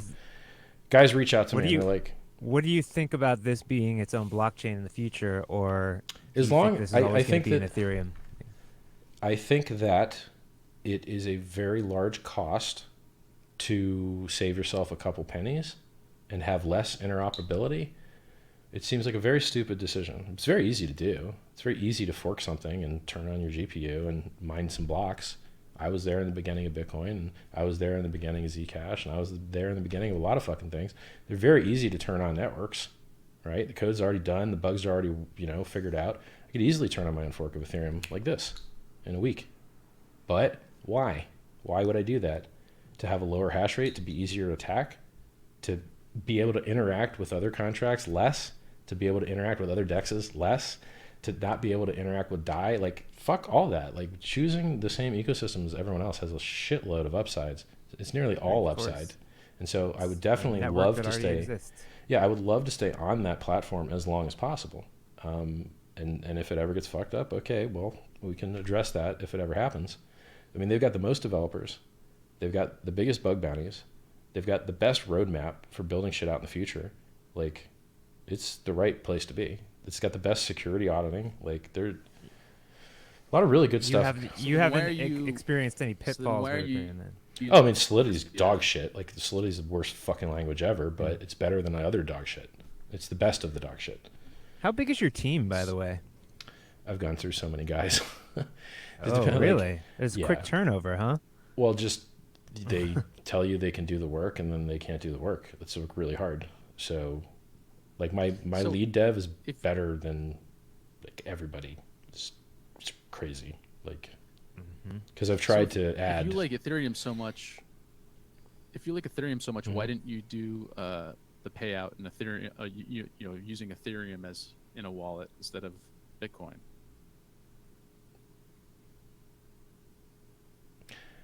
It just didn't start that way. I thought about it. So here's the problem. If I could use the UTXO system and onboard any other crypto that could generate signatures. But then I have to worry about, okay, how many of these people are just fucking ICOs? They're not buying more anyway. When I give you free crypto, it's not so that you can just dump the price. It's so that you buy more. It's a coupon. It's freemium. Giving you something free and making you hold on to it and value it, like those little eggs that you were given when you were in high school. You have an egg and it's your baby and you have to keep it and fucking protect it for a week, right? It's an exercise and responsibility. Nobody wants free stuff. People want expensive stuff for free, right? So the fact that people can transform ETH into Hex makes Hex more valuable for the free claimers. The fact that you have to sit on it for a year makes it more valuable for the free claimers, right? The fact that it's not given to people that are likely to dump, like Mt. Gox, who's just removed from the UTXO set, they can't claim. Their coins get given to other people.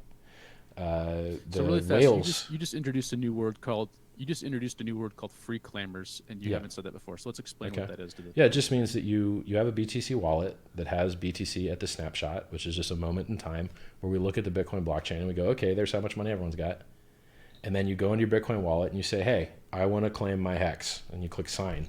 And then you put that shit in the Ethereum blockchain and you just minted your own Hex. That's how you claim. There's no middlemen. It's you and the blockchain. Is a free claimer, are you using the word free claimer different than staker? Yeah, totally. 100%. Yes. Okay. So a free claimer is somebody who chooses not to stake and oh no, you will be auto staked 90%. When you drive down the highway and you see free tickets, if you call and you go, yo, I want those free tickets to Disney World, and they go, okay, come to our sales presentation. No, hold on. I don't. Sure. You don't get to explain the rationale behind it. I'm just trying to let people know. Yeah, so when you free claim, it's 90% auto staked for 350 days minimum. Yes. Yeah, when you free claim, it's auto staked for 350 days minimum. Even if you wanted to dump like Dave, you can dump 10%. Like Dave, that's going to be our new hashtag. You can dump 10%. Like dump 10%. Yeah. Okay. Cool. Yeah. Now, if you want the extra bonus shares, at 3641 day stake, which is about 10 years, you get 3x the shares. So if you want 3x the shares, you can stake longer. And if you split your wallet up ahead of time, you can do a 2-year stake, 3-year stake, 10-year stake, 5-year stake, all those different ranges. You can choose one stake length per claim, and you claim once per an address. Okay. And then that's it. You can't restake on that address again. Sure. Yeah, you can. You just don't get free coins on that Bitcoin address again.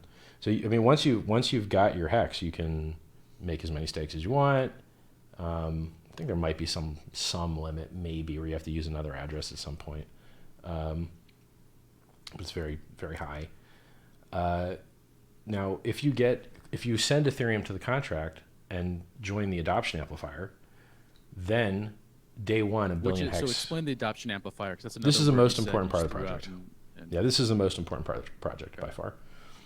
The people that made the most money in crypto ever was Block 1. And Block 1 produced the EOS blockchain. And they got $4.2 billion. And then handed it to the community. Good luck, guys. 4.2 billion, okay? That's more than anyone else has ever made in crypto, including Satoshi.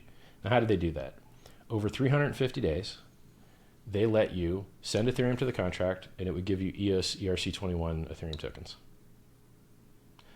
Well, that's interesting. Our system does the same thing. For 350 days, you send Ethereum, and it gives you Hex. Damn, very similar. Now, what's the difference? They were a security and promised you all types of work and future bullshit, and they were 100% security. We're not. It's done. It's functioning. If you like it, run it and make your own coins. If you don't like it, the code just sits there. You run the code, great. You ran the code. You're the network. You minted your own coins. Congrats. You don't run the code? Brock Pierce. Okay. Yeah. For a while, yeah. For a while. So... Okay, so to break it down, there's 2 ways to earn Hex. I can have Bitcoin in a wallet. Yep. 3. I can have Bitcoin in a wallet. I can send ETH and exchange it for Hex. You need to look. If you send ETH to the contract, you will lose that shit. You need to send ETH through the join lobby function, right?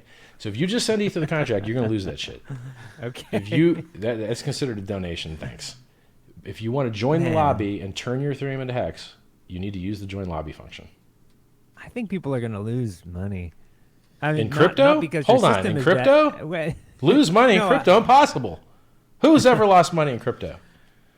Okay, so you and I need to sit down. There's going to be a lot of lost transactions. And I need to help you break down so people are very, very clear, because you keep on throwing new words in every 10 minutes. I'm leaving some there's out. A lobby. Yeah. So what's the lobby? Well, this is all going to go into the richardhart.win dictionary that's going to live online next to your side. I only invented 2 words. Pumpamentals and maximalish are the only ones that have had traction of the new I like words maximalish.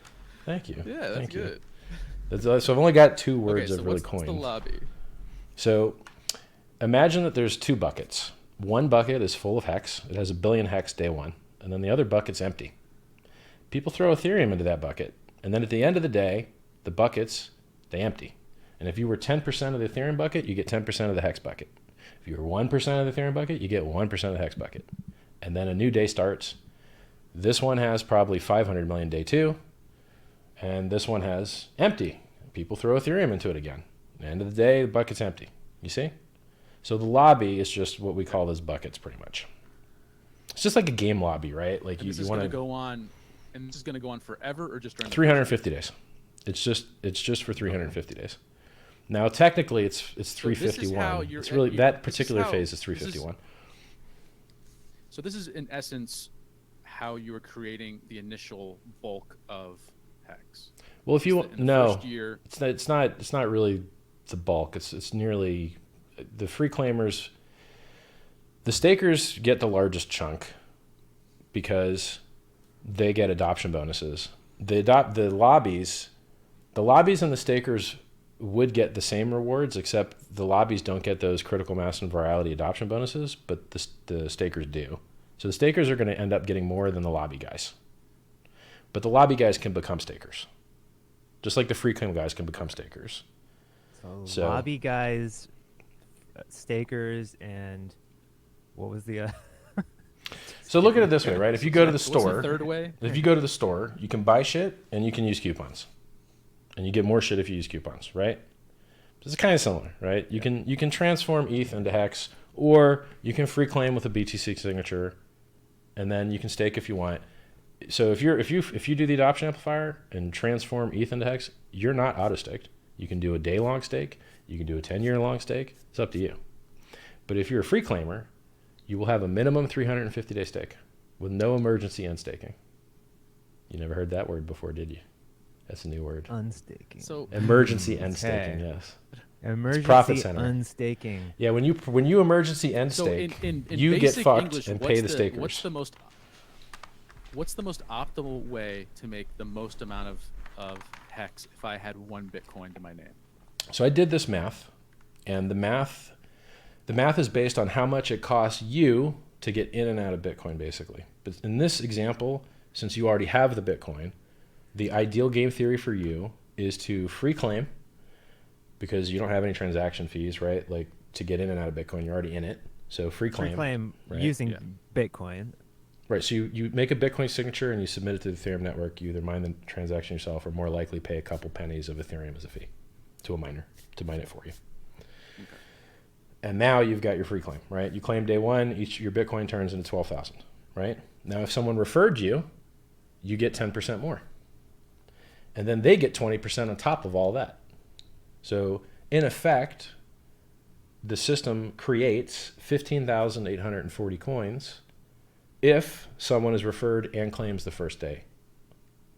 So a claim on the first day will generate 15,840 coins to pay the person that referred you their 20%, your 10% bonus, and your 20% speed bonus, and your 10,000 base, right? Now, once that occurs, you can take your Bitcoin and sell that shit because it was already in the snapshot. It's already in the snapshot. You've already got all the credit you're going to get for it. You can sell that, turn it into Ethereum, put the Ethereum in the adoption amplifier. Now, I think that people are going to over FOMO day one. And even though day one has about twice the hex to give out, I think people will over FOMO more than twice the hex. And so I think day one will end up giving you less good of a deal as maybe day 2 to day 5.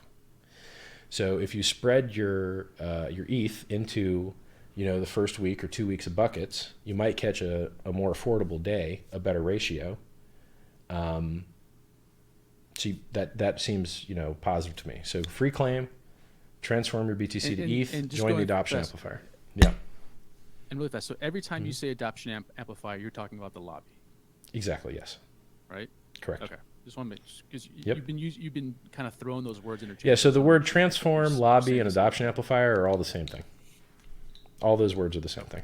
Okay, perfect. Now, So what's why the would you third way, want your then, coins of- earlier? The third way is to refer people. Well, That's the third way. Okay. Now, I mean, I guess, right, those are the only ways to get coins directly from the contract. You could buy them from someone else, and they got them from the contract, Sure. but they only got them through one of those three ways. Now, here's another The only way amazing to feature. mint coins are those three ways. Correct. Is what you're saying. Yes. All of the coins come from either free claiming or joining a lobby. Those activities cause coins to be minted. Okay. If you get in early, you get the lowest share price ever. What's a share price?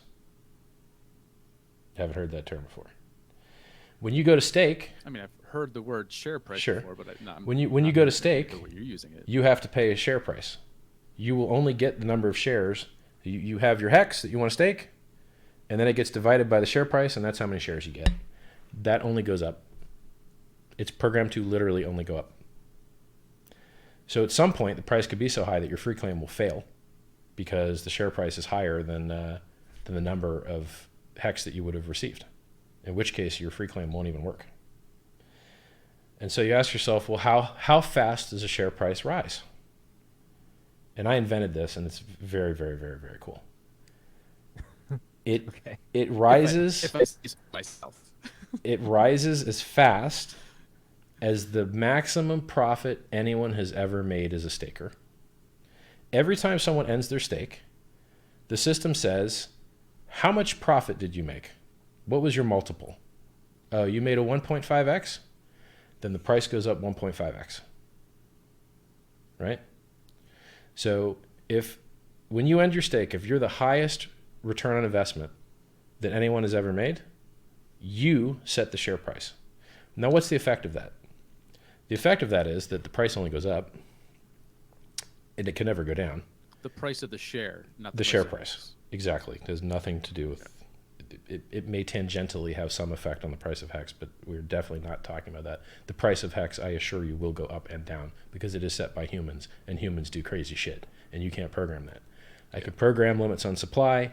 I can program in a referral program. I can program in a lot of pumpamentals that are awesome, but what human beings choose to do with that buy and sell button on the exchange they use, I can't control that shit. Okay.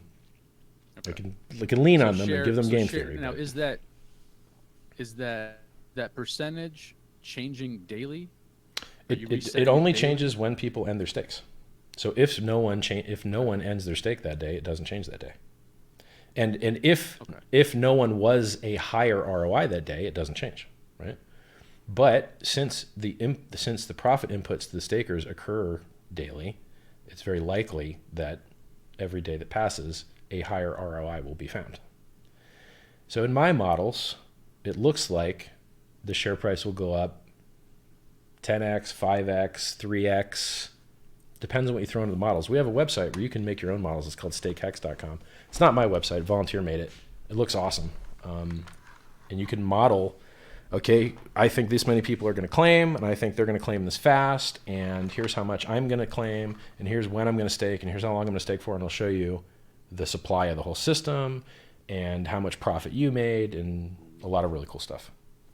So stakehex.com if you want to simulate, your return in hex on your stake based on what you think other people do. Do you think there's going to be a point where it's no longer financially viable for people to stake?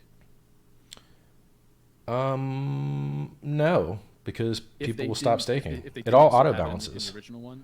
It all auto balances. If fewer people stake, you get paid more to stake. It's just like Bitcoin. If less people mine, then the difficulty goes down. You get paid more to be a miner, and then more people start mining. It auto balances. So if too many people are staking, then some people will stop, and then the pay will increase. So it all auto balances. You said the stake price doesn't ever drop. Correct. Okay. That's right. So if it's only going to go up exponentially, in essence, I don't know. I don't ROIs. think. I'm not sure that it's exponential. In my models, it looks. I'd have to look. It's not a very sharp exponentiality. If somebody kept it for 10 years and you say it's going to be more pumpable than Bitcoin, and Bitcoin's ROI is like you have to multiply them. 9 million. Right. What you're doing is you're taking the USD appreciation and then multiplying it by your staker appreciation, and then that's your actual ROI. So those two multiply by each other. So like if you make 10x as a staker, and so now you have 10x more hex, and the price of hex goes up 10x, you're up 100x. That's how that works. So the share price can only go up. So the new share price is going to be up 100%.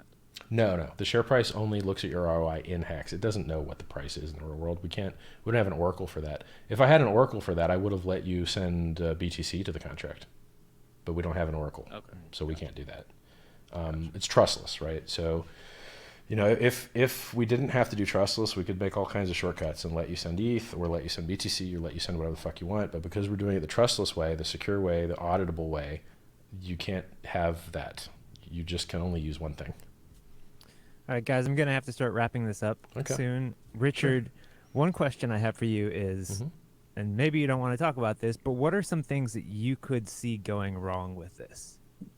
A lot of fake websites. Like I just reported 20. Okay. I reported 20 imposters today on so that's on Twitter. Something that everyone needs to keep an eye out for all the time, as usual. But especially with something like this, which is saying right. So what they're doing right now is they're making copies of my Twitter account and then following some people, and then direct messaging other people who don't realize it's not really me. Which the way to tell is look at their follower count. They'll have low follower counts. They're not me. I've got over 50,000 followers. So if you get not going to crash Hex though. That's just going to screw people up. Right. But yeah, I mean, it's still not great for the world. There's very limited ways for Hex to get fucked because we fought them all, right? What exchanges are you hunting? So we are already going to be on Ether Delta, Fork Delta, McAfee Dex, and all those other things because anyone can add the contract there, right? Because it's near C20. IDEX already reached out and said they wanted to list the token. They're 50% of all DEX volume on ETH.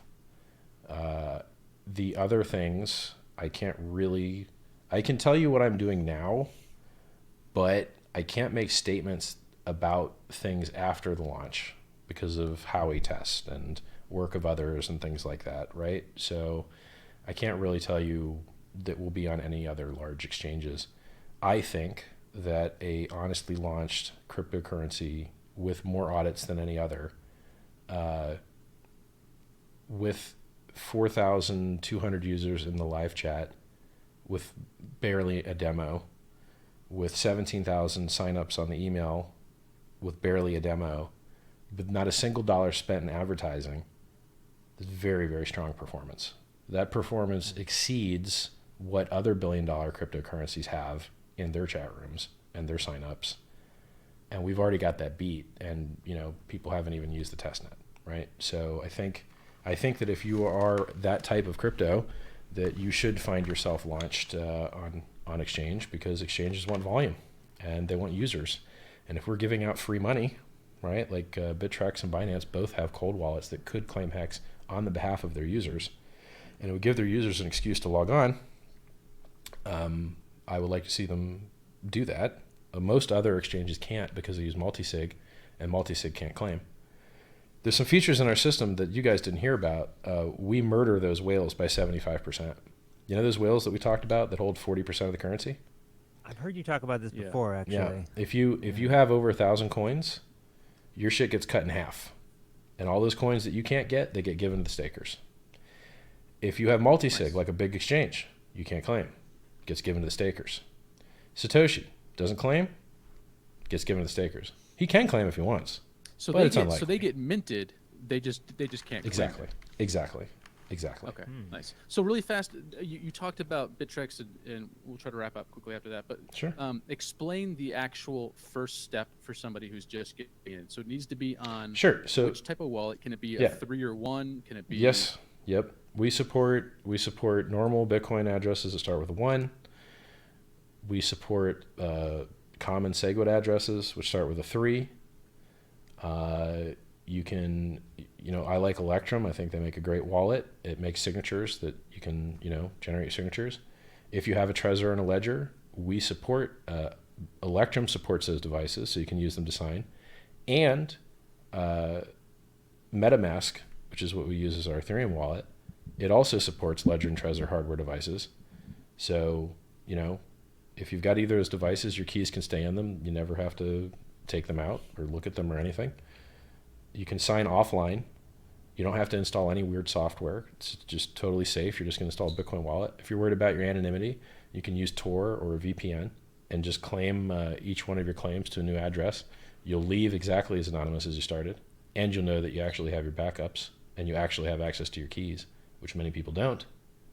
Not your keys, not your coins. You need to take control of your own keys, take control of your own seed words, protect them like your nudes or better. So when you say sign, just because a lot of people aren't going to know what that means. I have a minute-long video that literally shows you how to import your keys, free claim, and stake in 1 minute. 1 minute. That's if you go to youtube.com/hexcrypto, you will see a 1 minute long video that shows you how to import keys, sign, claim, stake in a fucking minute. And most people don't even have to import keys. Tell you which wallets don't work. So well, the wallet I know Koinomi. Look, there's a lot of wallets that work. Any ones that can generate signatures: Bitcoin Core, Koinomi, Mycelium, Electrum, and a shitload of other ones. Right? If you use something like Exodus, you can't. Make sure you have a wallet where you can sign. Right. And it doesn't even matter. Like, you can fix that shit later, right? Like, as long as you have your keys, you can put those keys in something that can sign and then make the signature and then delete the keys and not have to change anything or do anything different at all. So as long as you have control of your own keys at the snapshot, then you can always use a different wallet or import your keys or fix it, But it is important that you do have your Bitcoin in a 1 address or a 3 address that is a SegWit address, or a BC1 address. We also support native SegWit, Bec32. Those addresses start with BC1. So addresses start with 1 are good. Addresses start with BC1 that are SegWit are good. Multisig is not good. Time locked. And do you have something that lets people know how to delete their keys if they're using something to sign? Because we're just trying to make sure that people don't use a process, do something, forget to delete something, and then all of a sudden their keys are out in the real world. Yeah, if you want to securely, so when you're using your computer and you hit delete, that shit doesn't really mean delete. It just leaves a mark next to it, like pretend I'm deleted. If you want to actually delete something, you can use a piece of software called Eraser from Heidi HEIDI.IE. They make a program called Eraser, which will securely erase data. Or if you use an SSD drive, which are very common these days, and your SSD drive supports the trim function, then you can hit Shift Delete and it'll be gone. It'll skip your recycle bin. Then you right-click your drive and go to Properties and go to Tools and click Optimize and click the drive and click Optimize, and then it will trim it. And what that does is it truly, really deletes everything that was marked as deleted. And then it's fucking gone and you're not recovering it. That's the best I'm form going to go of on a limb deleting. and say 99% of our users have no idea what you just said. So You asked me a hard question that had to do with secure data deletion, and that's the easiest answer but there that's what is. that's what I want, because you said it so quick. I think people are like, oh, that's easy, and you're like, oh no. There's a this difference is actually between really deleting fucking and hard. securely deleting. Yeah. So I try told to you, find an both app versions. that lets you sign inside the app. Yeah, it's That's nice probably if you the can do that's that. probably the easiest way for most users, Yeah. right? So ultimately, Yeah, you can like look, just if you're confirm that. if at all possible, use Electrum. I think Electrum is fabulous. They have an Electrum for Android. They have an Electrum for desktop. They do not have an Electrum for Apple. So, I tell people Coinomi, but I don't like that Coinomi pushes so many other fucking coins onto the users. It bothers me a little bit. I'm a little bit less excited to talk about that wallet now that I logged in it. I was like, holy shit. It's like they're shoving a million fucking weird coins in my face here. So I don't need that shit happening What to about my users, Exodus? really. Exodus That doesn't for work. Mac. Exodus Does can't that sign. work? Exodus can't sign. Can't It just sign. doesn't. It won't do signatures. Yeah. So if I'm using my ledger, then I have to use a specific piece of software to use it with, you said? So if you're using a ledger on Linux, then it can sign natively using their app, apparently. A user in our chat room developed an open source piece of software that lets you generate signatures natively in the ledger if you install it and use it and all that bullshit. They need to fix their fucking software. It's a very simple function that has been supported in Bitcoin forever. Most good wallets support it. They need to fix their shit and actually fix it. So Richard, where is the website where everyone can get this information? Because some of this does sound kind of like a Rube Goldberg Hex.win. situation. This is crypto, guys. Hex.win. It's not exactly easy, Oh, If we you want to look, make it easy for our listeners. if you go possible, and watch my because I 1 think minute YouTube video, gotta- it's fucking easy. It's a minute, there, right? there you go. Yeah. All right, we're gonna. We'll link that in the show notes. Well, what do you We're guys? gonna What do have you? to- Can I ask you a question? What do you use for a wallet? I use Trezor. That's Okay. my hardware wallet of choice, and then I use a few other ones. I as think well. Trezor can just sign natively. Like I've got the devices I plugged in. use Zengo. I don't know what that is. I use Zengo on my phone. Then I have a not Trezor was the other one. I'm blanking on it. Ledger. Ledger. Okay. Yeah. So I'm going to make demos for all of these devices. I have them sitting here in front of me. It's And just what's the date that we need to watch out for? so we're targeting this month. I keep seeing my devs pushing commits. Software's hard, right? Yeah. So Like they're- everything, we're just about out of stuff to do. So how? So you're gonna have a 2-week people- warning no matter what. People Go need to- to follow you on Telegram or on Twitter, and then they'll follow get the information from follow you. Hex Crypto on Twitter, twitter.com/Hex Crypto. Follow me, twitter.com/Richard Hart Win. Definitely join the Telegram. We got 460 people live before we started this conversation, and 4,200 joined. And we're talking, it's a community, and we're building stuff. Hey guys, let's make this landing page better. Hey, let's get this translation right. We are a community Nice. getting shit Yeah. done. And That's Richard And you also have an Hart's. email. t.me/Hex You also have an email Crypto. blast on your. Yeah, and that's your Okay. your price calls too. Like you give out Yep. tons of free information on your Telegram. Yeah, I got That's a free trading pretty channel. special. Thanks, man. I got a free I was- trading channel, free price calls, free general crypto chat, free book. I wrote 2 self-proven books. Free. It's all free. When Free it coins. comes to like price calls, I was surprised that you've actually been pretty right on most Thank of you. the last few years. Yep. I was thinking, I was like, there's got I'm to. surprised because Well, you're so weird and like, like no, where are you going with that? don't JJ? make Come don't on. make fun of me. I'm saying most people don't have any fucking clue what's going on with the price, Yeah, and I most was people actually suck. It's looking. true. Well, I was looking for one moment where Richard was actually really wrong about it, and the only time I could think of is when we hit 20,000. I I remember you called the joked short at around. 19K. I You called the joked short at around and 19K. said you did, and then Yeah. you joked around and said we're going to 50,000. But I I did that thought it because was everyone obvious. fucked with me so hard. Like they kept, It because was I was ridiculous. bearish, they were like, I'm like, all right, you fucks, like fine, here, 50K. So I'm Right? still Like, looking for that one moment where you were terribly wrong, and yeah, and I don't so far delete haven't tweets found either. it. Like I'll delete, like if I have a typo or something, I Yeah. might delete a tweet. I think I got one call wrong. Like I called a bounce at 9,300 and it didn't work out, and then you got out at like 8,500, I think, and that was it. I mean, there are how many thousands of like Twitter accounts are out there talking about their charts and their Yeah. lines and their Yep, it's true. yeah, it's really confusing. So anyway, thank you for your service. I used to just put on the chart. I used to be like, yo, look at my calls on the chart. There's the chart. Oh, blah, blah, blah, blah. Yeah. There's the chart. Like, here's the timestamps. Here's the tweets. There's a chart. Fuck off. They just get bored of doing it. Like I forgot I even called the 19K short. And then I went back in history. Because people were talking. They're like, oh, you fucked me on the 20K. I'm like, what? I think I killed that. But what are you talking about? And I went and looked it up. And I'm like, oh, yeah, I had that perfect. So I'm not going to brag about that now. Like, I had to go back in history and look like, oh, yeah, I could be bragging about that too. Well, I mean, you pointed out pretty clearly that when the CME and CBOE futures launched, that was pretty much the moment that you could start shorting Bitcoin, and you Yeah. have been fine. Yeah, it was the exact top. The CME launch was the exact top. So did we cover everything? Look, And now we're finding out. Yeah. here's the important part, guys. I think that this could be the fastest appreciating thing that's ever existed in the history of mankind. It's free if you've got Bitcoin.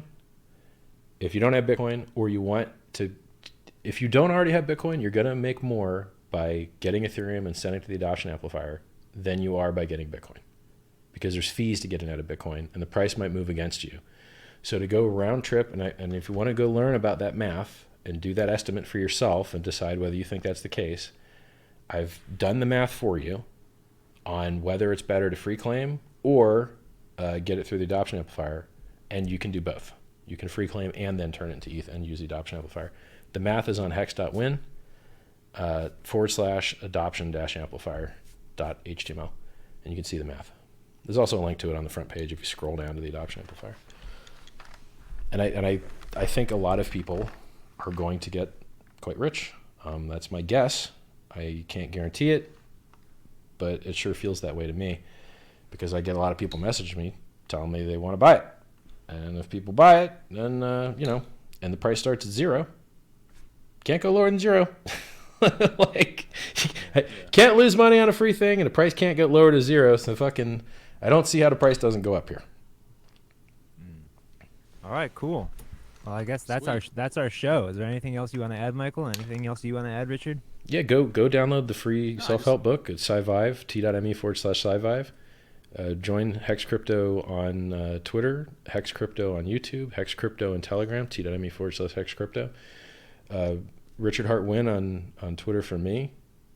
Be part of something that could be the best opportunity of your life. I am a expert in this space, and I also am a real world marketing expert who has multiple successful startups.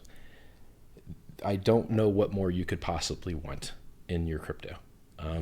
There's almost too many features here to talk about in 2 hours.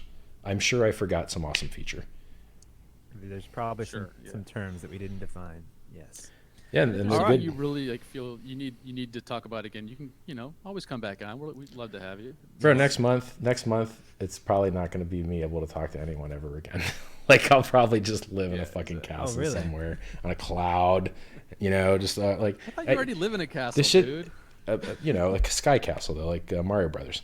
So like, okay. it's fucking this. A You bigger, can go a to better 0 castle. to 100 so quick in crypto that, like, right now people ask me questions in chat, I answer them. But at some point, that's just not going to happen anymore, right? So you have the opportunity now to really get in at the beginning of something, and that phase, like, it just evaporates, right? It's like fucking, yeah, we can't talk to Richard anymore. He's busy, right? Like, I'll be on Busy stage living in a somewhere, sky or I'll be cloud. on television Sky somewhere. cloud castle. Our show is usually so pessimistic, so it's nice to have a little bit of optimism. Well, look, I'm It's pessimistic interesting about to all end the kinds of show. shit except the price, and the price is all I really care about. So, you know, like, yeah, this shit sucks in all kinds of ways, but price keeps going up, so who gives a fuck, really? You know? Yeah.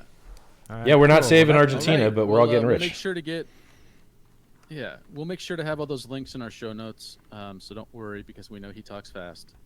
Do I? And Did I talk fast? Yeah. Shit. Yeah, thanks for the branding lesson. You talk fast about stuff that you know It's hard, that yeah. other people don't know yet. I gotta slow down. It's all right, man. I'll do better with Can't you be guys perfect next at time. everything. I'm not. You should see my diet. It's not looking good, mate. I've had multiple desserts today. It's not looking good. It's good talking I to you have guys. 2 donuts in the fridge right now, so Cool. I can't talk. All right, I'm gonna have to get going, but All right. thanks, Richard. Nice Pleasure, to man. meet you. Yeah. And then I'll Good to get meet you this out guys. probably tomorrow. All right. Bye. Ciao. All right. Thanks, Richard. All right. Later. Bye.